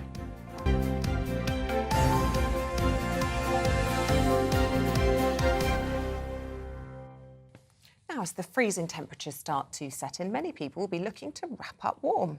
But not everyone is turned off by the winter weather, as 14% of British people now describe themselves as naturists. But why is naturism on the rise in the UK? We can speak to naked cyclist Ellie Burt, who joins us in the studio, fully clothed, I should point out, this morning, in case people are listening on the radio. You were forced to, were you? Yeah, it's more of a forced than an Oh, really? OK. So, look, 14% sounds an extraordinary number of people to me. What is it that attracts you to getting your kit off? So I had a bit of a different journey into naturism than I'd say anyone. I got booked to do a gig for a naturist festival, Right, because you're a comedian by trade. Yes, and they requested that the comedian was naked. And I'd had a history being banned from Instagram with sharing photos of my boobs. It was in this sort of like equality, free the nipple thing. So a number of comedians said to me, oh, you'll do this. And I was like, yeah, I will. And then that's it, I was in. And loved it. It's just so much fun. Like, naked people are very relaxed, they're very chill, they're very open. Like, you never see any aggro or fight. It's just people being naked, enjoying the sun, enjoying everything nature has to offer. So I have to ask, as a naked comedian, did your audience stand up? They stood up, they sat down, there was clapping, there was cheering, there was bits, there was bobs, there was, yeah, it was a crazy fun time. Oh gosh, is it safe to come out yet? I'm not sure. There's got to be a lot of carry-on during this. Come on, we have to do it. Look, in all seriousness, I mean, naturism, does it attract pervs? I'm going to just cut to the chase. Well, no, I think... If you're guaranteed to have your bits out, or is anyone looking you in the eye when you're talking? I think the reason we're talking about it is it's on the rise. So with the pervs, I've never experienced them personally. I have spoken to people who've said, you know, anything's going to bring a dodgy person or a couple of people, and they're just generally escorted out and they're not welcome. You can kind of tell straight away. But I think the reason it's on the rise, if we go back to the main reason of the conversation, it was lockdown and everyone was just at home and it was hot. We had that amazing weather and they were out in their gardens, and let's face facts, no one likes doing laundry. So now that's a good excuse. Well, if you can avoid doing that. Chair and sofa cleaning, I don't know what to go. Was it also because of being locked down for so Sorry, but no, it's not that hygienic. Yeah. And was it also a case like being locked down for so long, people just want to be liberated and sort of do it in style, so to speak? I think there was a liberation part of it. It's kind of like if you force everyone into their houses for so long, like I know people that were working from the garden, they were going out on walks, finding like nature retreats, because if people were doing something on their own, they had to be so sort of secluded in a way that they were like, so you could get away with it. So people going into like the New Forest, for example, and it's that kind of liberation, like, well, there's no one around, I can be naked. It's not very British though, is it? I mean, I had a Belgian grandmother, and in Belgium, people go to public places and get their kit off and go in the sauna together, and at home, everybody's very relaxed. There's no sniggering like us Brits tend to do, naked bits. But why is that? Why do we have such a sort of, I don't know, why are we so prudish? I think in Britain, we've kind of established nudism with sex, and they're completely different if you think about it. Naked people are just naked. It's kind of free, it's liberating, but we've got that mentality that if you are naked, you're doing it because you're going to have sex. So it's not an invite to an orgy. It's specifically just, you know, airing your bits. Yeah, well, like being at a naturist event and being at a sex party are two completely different things. Well, I've tried it. I have done it for a newspaper assignment, and I thought it was great fun. You loved it, and we've got the pictures to prove it. Ellie Burt, good to talk to you. We have to leave it there. We'll be back after this short break. Don't go anywhere. Monday to Thursday on GB News, it's Bev Turner Today from 10 a.m. We're going to be here for you, our GB News family, to keep you up to date, but also make you smile. The guy went from puberty to adultery. And I can't wait to bring a few of my own opinions. I have no time for cultural totalitarianism. We'll engage in passionate, but always polite debate, with your thoughts and opinions at the centre of it all. Monday to Thursday, 10 till 12, on TV, on radio and online. Hello, a very good morning to you. I'm Aidan McGivern from the Met Office. A cold start out there for many of us, some fog patches as well, but further wet and windy weather is already making its way into the west. That will soon sweep across the rest of the UK during the rest of the morning and early afternoon. These weather fronts are moving quickly, tightly packed isobars pushing them through, and the rain, although short-lived, is intense. We've already seen that across Wales and the southwest, that rain clearing Northern Ireland, pushing through the rest of England and then arriving into Scotland as a fragmenting band, so the rain becoming more on and off, more showery as it moves into northern Scotland. Nevertheless, a damp afternoon to come with some flakes of snow over the higher tops. Now, there's going to be a strong wind ahead of that rain for the Northern Isles, again, gales for Shetland, but also a brisk wind from the southwest, sending a lot of showers in to the rest of the UK. Fewer showers, though, for eastern England, where there'll be some sunshine to end the afternoon. And then, as we go into the evening, mostly clear in the east of England, northern Scotland as well, away from the Northern Isles, but elsewhere across the UK, an awful lot of showers coming in from the west and from the southwest. I think the gusty wind overnight will keep a widespread frost at bay, but where we do get some clear spells towards the east and the far north, where we get some shelter from the wind, temperatures will approach 0. And it's a bright start for many on Thursday morning. Further showers for Wales, Northern England, as well as Scotland for a time. They then ease before the next batch of wet and windy weather sweeps in. This is another narrow weather front which will be fast moving, but an hour or two of fairly heavy rain is expected as it pushes eastwards. And it's a milder day actually tomorrow, 13 Celsius in the south, 11 Celsius for Scotland, Northern Ireland. It's slowly warming up because the winds are coming from the southwest. However, after a fine day on Friday, those southwesterly winds will also bring some wet weather on Saturday, especially across western areas.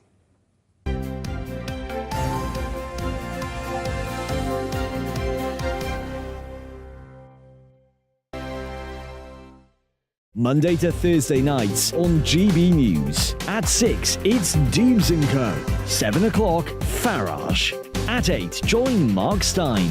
And at 9, Dan Wootton Tonight, followed by Headliners. On TV, radio and online. This is GB News.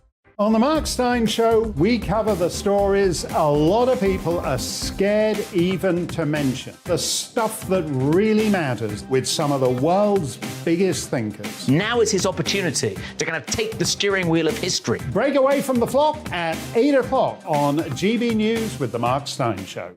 I'm Michael Portillo. Join me on GB News on a Sunday morning for topical discussion, debate, arts and culture, and sometimes even ethical dilemmas. I don't always agree with you, Michael.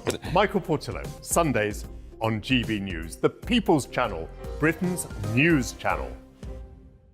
Monday to Thursday on GB News, it's Bev Turner Today from 10 a.m. We're going to be here for you, our GB News family, to keep you up to date, but also make you smile. The guy went from puberty to adultery. And I can't wait to bring a few of my own opinions. I have no time for cultural totalitarianism. We'll engage in passionate, but always polite debate with your thoughts and opinions at the centre of it all. Monday to Thursday, 10 till 12, on TV, on radio and online.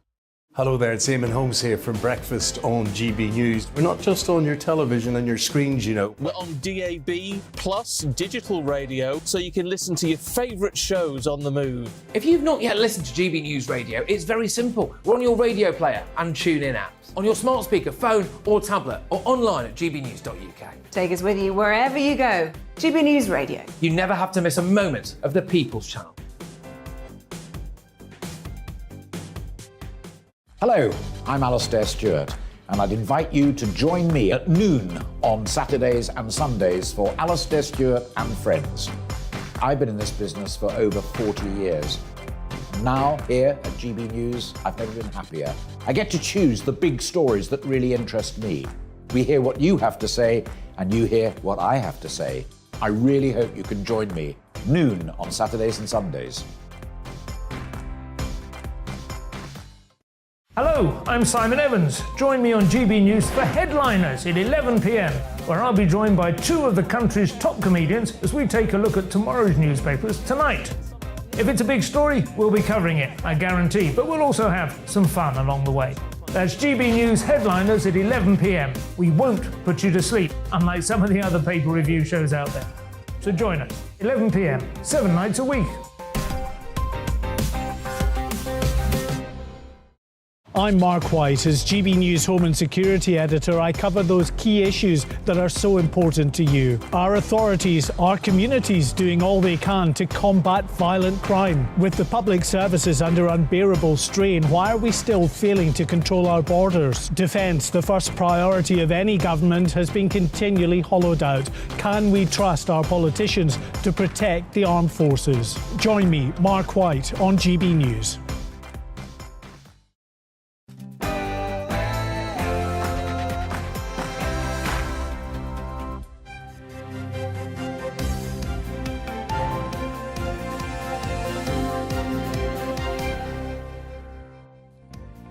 Rough sleepers left out in the cold while Channel migrants are housed in nearby hotels.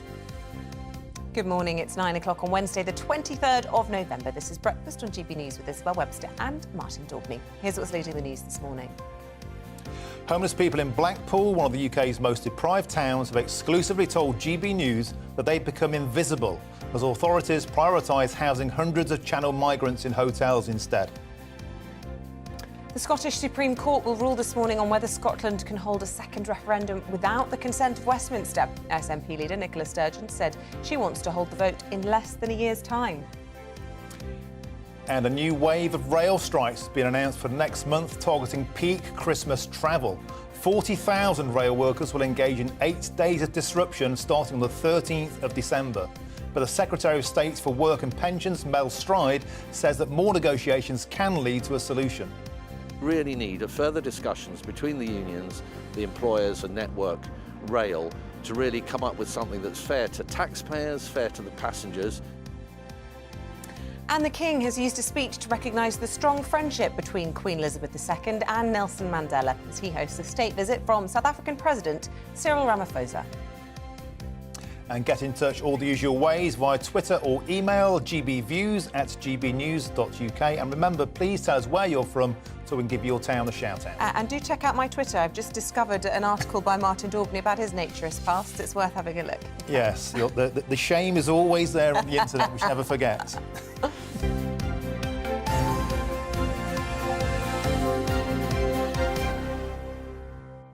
So our top story today, homeless people in one of the UK's most deprived towns have told GB News that they've become invisible as authorities prioritise housing Channel migrants over their own citizens. The group in Blackpool, including young people and an armed forces veteran, said they're being forced to sleep on the streets while more than 300 asylum seekers are staying instead in the comfort of one of the town's most historic luxury hotels. Well, our Home and Security editor, Mark White, has this report.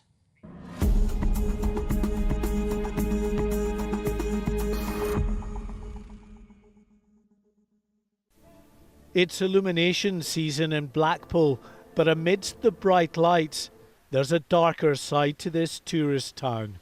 Down at street level, in the shadows, are Blackpool's forgotten. The homeless and the vulnerable are growing increasingly resentful, as one of the town's historic hotels plays host to more than 300 Channel migrants, just yards from where they're forced to sleep rough on the streets. I'm invisible. I am literally invisible. People walk past. They don't even see you now. Sketch has been sleeping rough in Blackpool for months. His story sums up the absurdity of the Channel migrant crisis and will serve only to stoke the anger felt by many. Inside this hotel, mainly young men who paid criminal gangs to cross the Channel illegally. While life for Sketch and friend Gaz, an army veteran, seems almost unbearably miserable. With post-traumatic stress, his downward spiral eventually left Gaz on the streets. He didn't want to talk on camera, but Sketch sums up the anger they all feel and what they see as the injustice of their treatment, in stark contrast to the migrants nearby. It's wrong because you're looking at the real homeless here. And with them putting them in there and then leaving us on the streets, it's wrong. With 50,000 hotel and bed and breakfast rooms across Blackpool, it's an obvious target for Home Office contractors looking for more asylum seeker accommodation. Indeed, the travel group linked to this hotel and 4 others in Blackpool confirmed to us they've been approached and offered a large sum of money by a company looking to acquire 3 hotels in the area for migrant use. They've said no at the moment, but the operations director admits the offer is tempting. The industry itself is extremely difficult at the minute, so when something like that comes along where you're guaranteed a year and you're full all the time and the rates that they're looking to pay for that, then yeah, I can see quite easily why it could be considered by somebody. The area's Conservative MP says he'll be on the front line of any protests against new migrant hotels. My inbox is already full of people who can't get a council house, can't get an NHS dentist, a GP appointment, and the idea that you can locate 300 asylum seekers in the UK's most deprived ward, which is where they are currently being hosted, without that wraparound support is complete and utter madness. Blackpool's Forgotten are desperate for help, but as authorities here are forced to house growing numbers of asylum seekers, Sketch and his companions are, it seems, weighed down the list of priorities. It's hard. Last night, an elderly friend of ours fell ill, and we found the ambulance. He was close to death. And as this resort heads into the winter months, life for those living rough on its streets will only get harder. Mark White, GB News, Blackpool. And joining us now is the Shadow Chief Secretary to the Treasury, Pat McFadden. Good morning to you, Pat, from a very wet-looking College Green. As you may have seen there, GB News had an exclusive report of a hotel in Blackpool where locals are not allowed to get in. It's been taken over by migrants, a common story. Blackpool is a Labour council. Is this something that you have a position on as the Labour Party? It's not. The hotel's not been taken over by migrants. What's happened is the Home Office has ended up booking hotels in places like Blackpool and around the country to put people up for extended periods of time because of their own failure to process applications, and it's costing a fortune.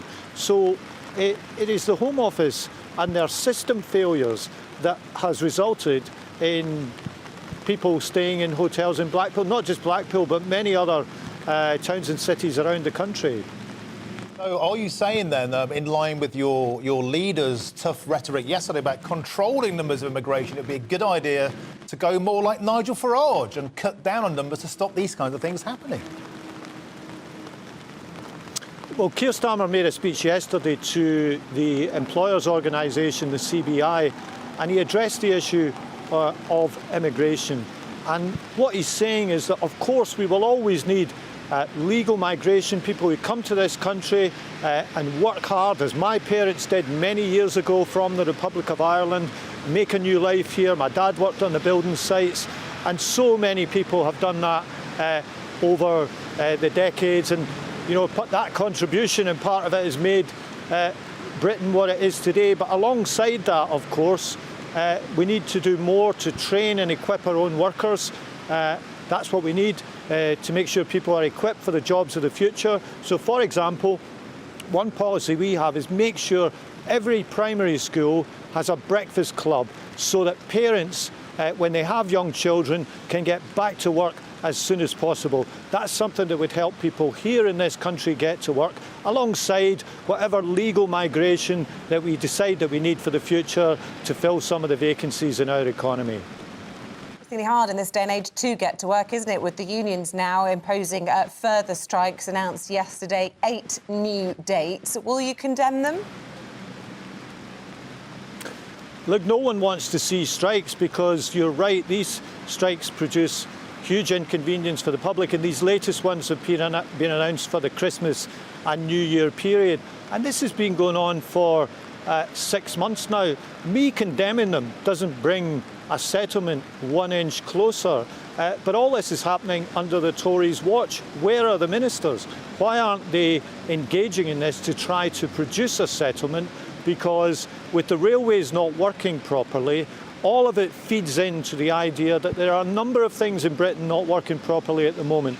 People are scrambling to try to get an appointment with a GP. We've got 7 million people on NHS waiting lists.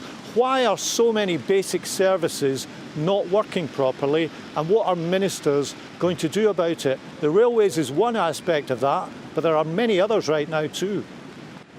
So, Pat, you said you won't condemn the strikes, but will you be joining the strikes, or will any of your colleagues be on the picket lines as well? No. Well, just as I said, me condemning the strikes doesn't bring a settlement any closer. Me turning up on a picket line for a photo opportunity doesn't bring a settlement closer either. This has to be resolved around the negotiating table. I understand why people want a decent pay rise when inflation is running at 10, 11%.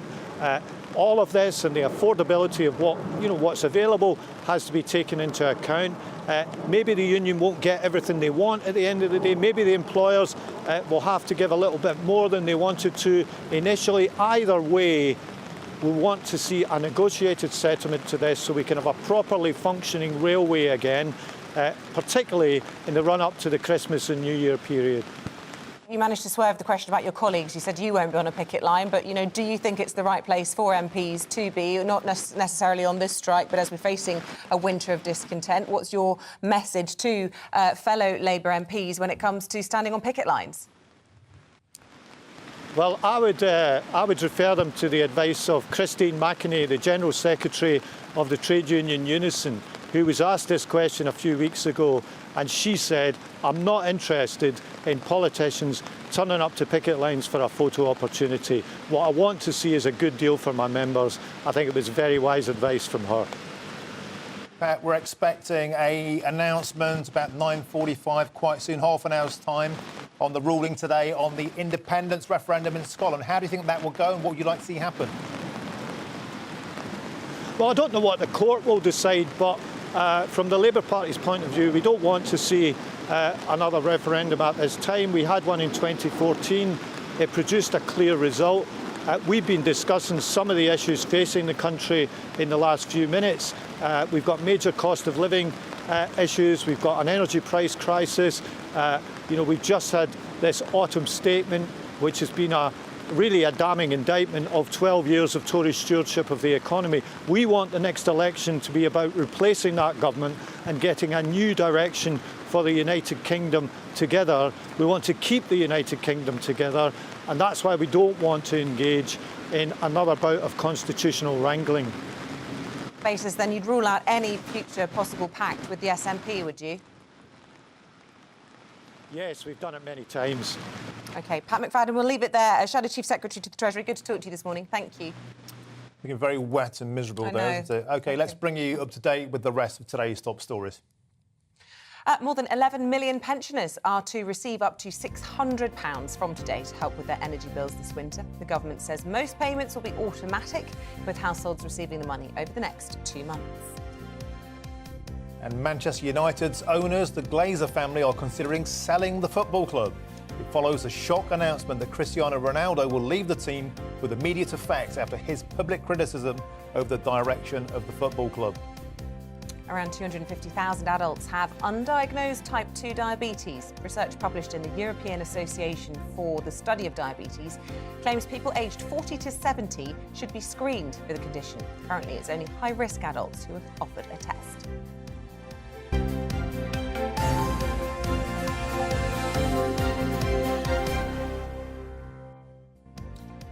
And coming up, royal commentator Jenny Bond will give us her take on the King's speech at Buckingham Palace last night.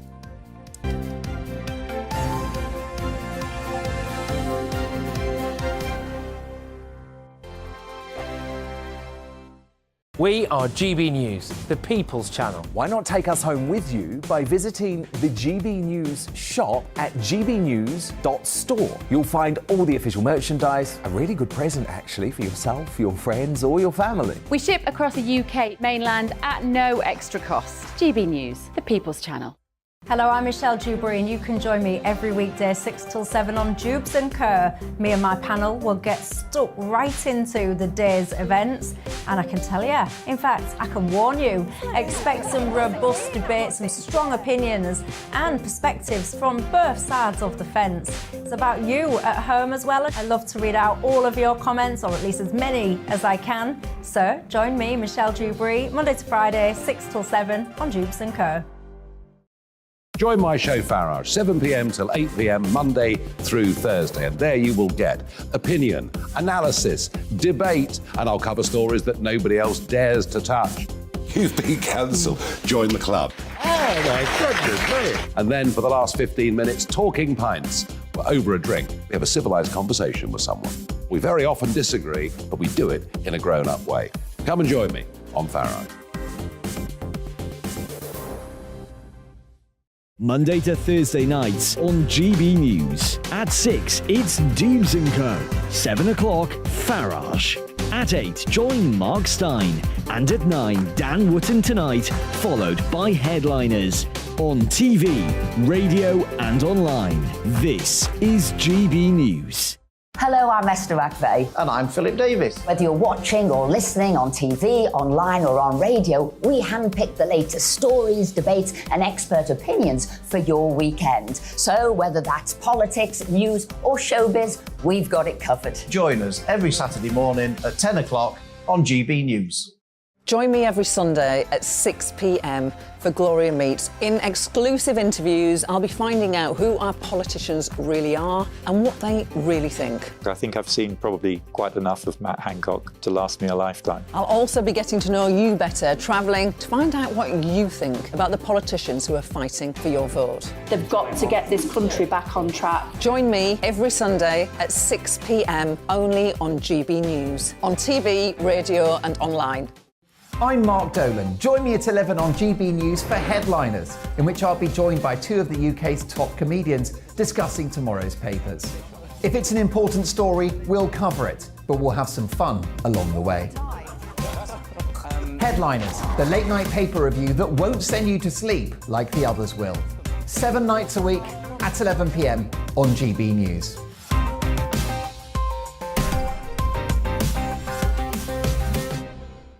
Hi there, it's Stephen and Anne. At breakfast from 6 a.m, you'll always be caught up with everything you need to know, the latest headlines, opinions and debates. We'll bring you the good news and the bad, but most of all, we're here for you. Remember, send in your views and let us know what you would like us to talk about. That's because we're your news channel. And every morning at 6 a.m, it's breakfast on GB News.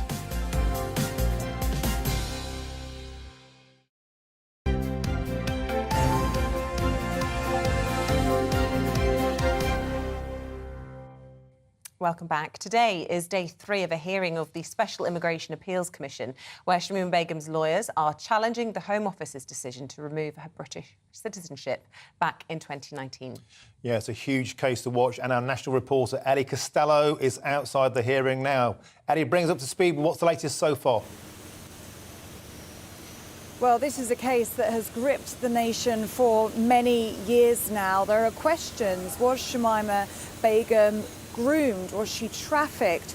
Was she a victim of radicalisation, or was she actually associated and affiliated with a terrorist group? Well, this hearing this week is an immigration hearing, and it's considering an appeal as to whether it was the right decision to remove her British citizenship in 2019. Now, the Home Office insists that she remains a threat to national security. Well, yesterday the court actually met in closed session behind me, which just shows how sensitive this matter truly is. Ms. Begum's lawyers were arguing that her citizenship should never have been revoked. They say that the Home Office didn't take into account whether or not she was a victim of trafficking. They said that the police and Ms. Begum's school had missed opportunities, and that the police should have helped Shamima Begum to return back home to the UK after she left to join the Islamic State in Syria, because there were grounds to suspect that she had become a child bride. And the lawyers said that children cannot consent to their own exploitation. She cannot, as a child, be associated or affiliated with a terrorist group, and they are instead a victim of trafficking and terrorism. Well, the Home Office stands by their decision. They say that they took into account Shamima Begum's age and how she made her way to Syria. They said there was no credible suspicion that she was a victim of terrorism. They spoke about her intelligence, the fact that she was an A-star student at her school in East London, that she was very articulate, and that at the time the beheadings that ISIS were carrying out in Syria were well documented in the media, and they said that she had some understanding of what she was getting into. Well, this hearing will continue today, Martin and Isabel. It will run until Friday, and we will expect a decision at a later date. Eddie, thank you very much for your time. It's a massive case and one to really, really keep an eye on.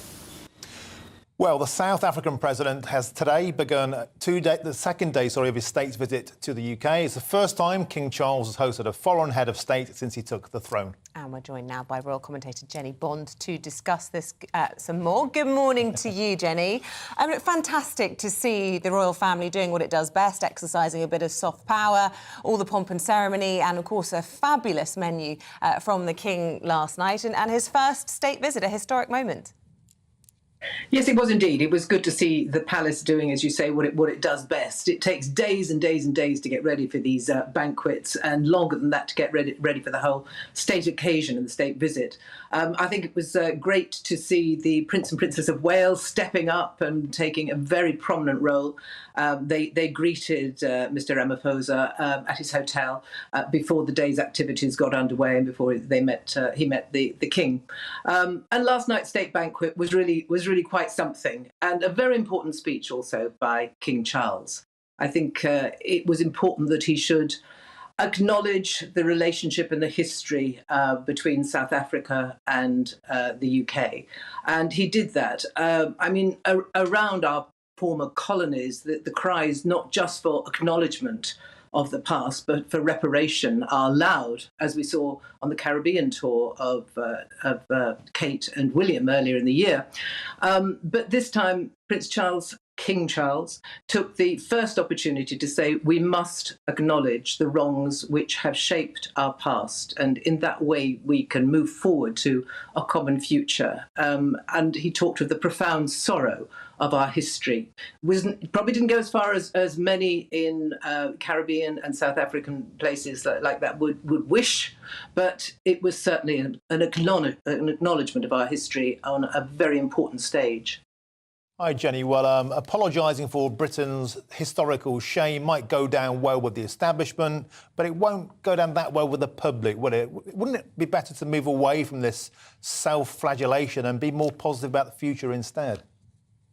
I think it'll go down very well with the public. I think it's important that our head of state should acknowledge the past. We can't wipe it out, but acknowledging it, surely, I think, will be the least we can do. And I think many people will be proud of the King for taking this stand. Jenny, I want to ask you, because we know that during that speech he also talked about his late mother's fabulous, long friendship with Nelson Mandela.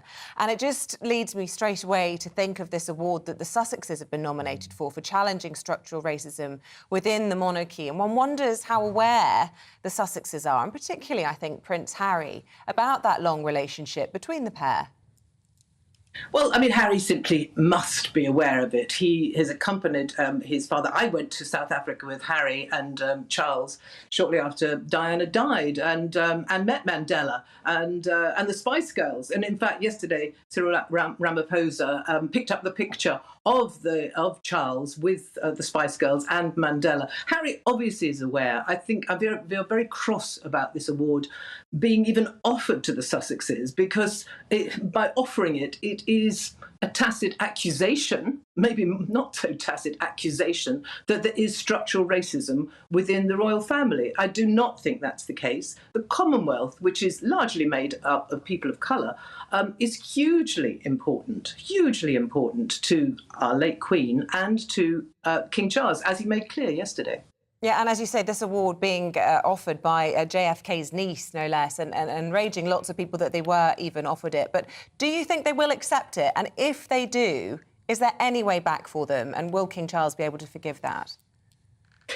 It's put the Sussexes in rather a difficult position, I think. Do they say, no, we don't want to even acknowledge that you're offering this award? Do we go and accept it in person? Perhaps the middle way of just accepting it but not turning up is something. But I think if they do go along and accept this award on a public stage, yeah, it's going to make things even worse, the rift even deeper.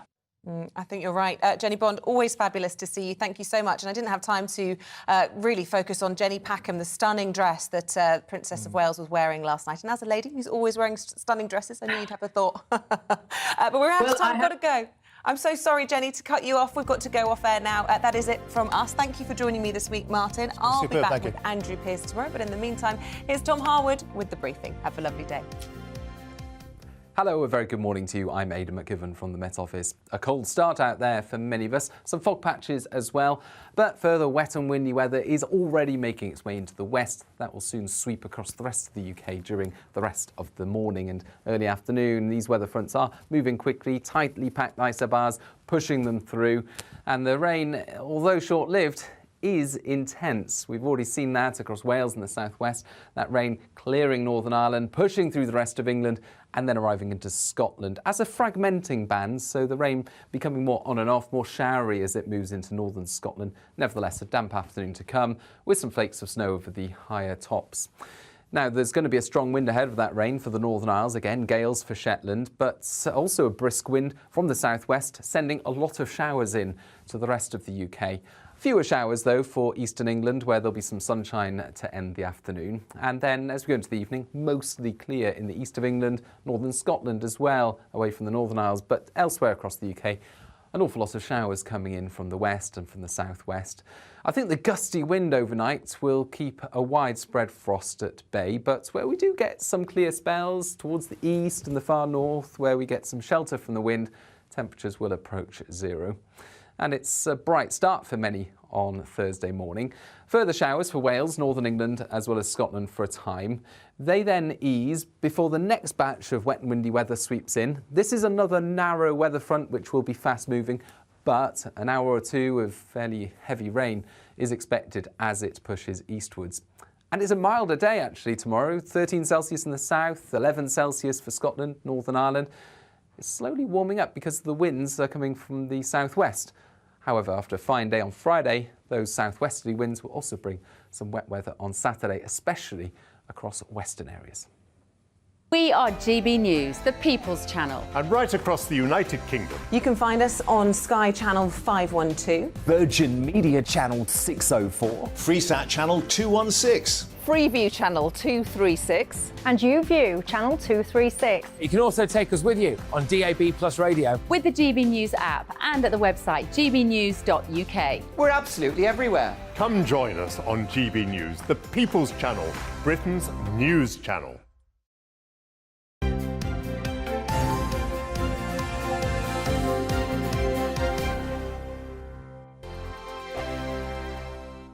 We are GB News, and we'd like to say thank you to each and every one of you for bringing us your conversations, for helping our great nation find its voice. We are here for you on radio, television, and online, across England, Scotland, Wales, and Northern Ireland. It's not the BBC, you actually get your facts right. We are proud to be GB News, the People's Channel, Britain's news channel. Monday to Thursday, 9 p.m. till 11 p.m. Join me, Dan Wootton. I'll bring you the sharpest takes and hottest debates. And it's about standards and public life. No, I'll tell you what's hypocrisy, Narendra. I guarantee you there'll be no spin. We believe in the UK. No bias, no censorship. It just doesn't make sense to me. He wasn't doing his job as Chancellor. And no reason to go to bed. So I guess they've always been quite woke. That's Dan Wootton tonight on TV, radio and online. Monday to Thursday from 9 p.m. till 11 p.m. on GB News. My name's Tom Harwood and join me 9:30 a.m. every weekday for The Briefing, your one-stop shop for everything you need to know about what's going on in politics today. I wonder if this is a deal that might need to be like the biscuits in this factory, twice baked. Is there not an opportunity here to win out against the extremes? Tom Harwood, GB News. What are you going to do about it? Things should have been done differently, and they certainly are being done differently. Don't miss it. The Briefing with me, Tom Harwood, 9:30 Monday to Friday on GB News. Every Friday and Sunday night from 9, it's Mark Dolan Tonight. We're on the same page again. There's something good happening. Let Ian finish. Don't be such a cranky. That mini budget was the tip of the iceberg. And on Saturday, my show just got bigger. From 8, it's Mark Dolan's Saturday Night In. You can't govern a country if you can't speak. Stop talking. My God, we reached the end. I've never been early in my life. Only on GB News, the People's Channel. We are GB News, right across the nation. You can get us on television, on radio, on digital. We're absolutely everywhere. Amazing. You see, amazing. You remind me of me in the European Parliament. But here's the most important bit. We are not part of the mainstream establishment. We think and speak just like you do. We are the People's Channel. Magnificent. That's really, really thoughtful. Come and join us on GB News, the People's News Channel.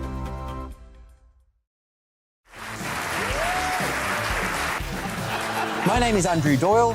Join me every Sunday evening at 7 p.m. for Free Speech Nation. This is a show where we address current affairs and news stories of the week with the help of two wonderful comedian panellists. I brought in comics because I want to give it a lighter edge, and also they work for less. See you there.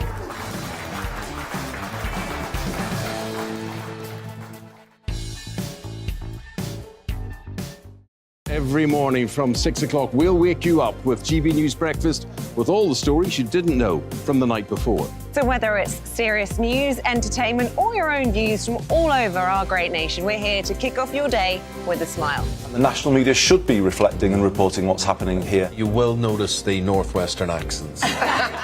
Whether you're with us on TV, radio, or online, every morning, it's breakfast from 6 a.m. Hope you can join us.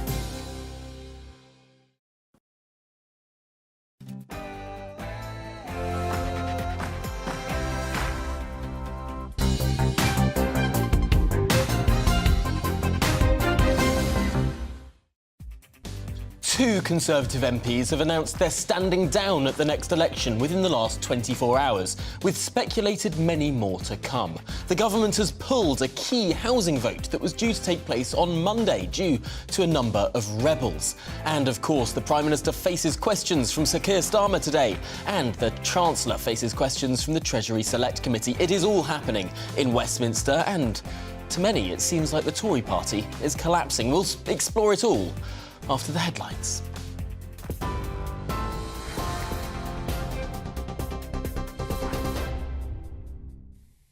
A very good morning. It's 9:32. I'm Rosie Wright, keeping you up to date. Homeless people have accused the government of prioritising illegal migrants over their welfare. More than 300, mostly male asylum seekers, have been staying in the Metropole Hotel on Blackpool's seafront for the past year. A homeless group in the city, which includes an armed forces veteran, have been speaking to GB News. They say they're living rough on the streets while Channel migrants are put up in a nearby hotel. It's wrong because you're looking at the real homeless here.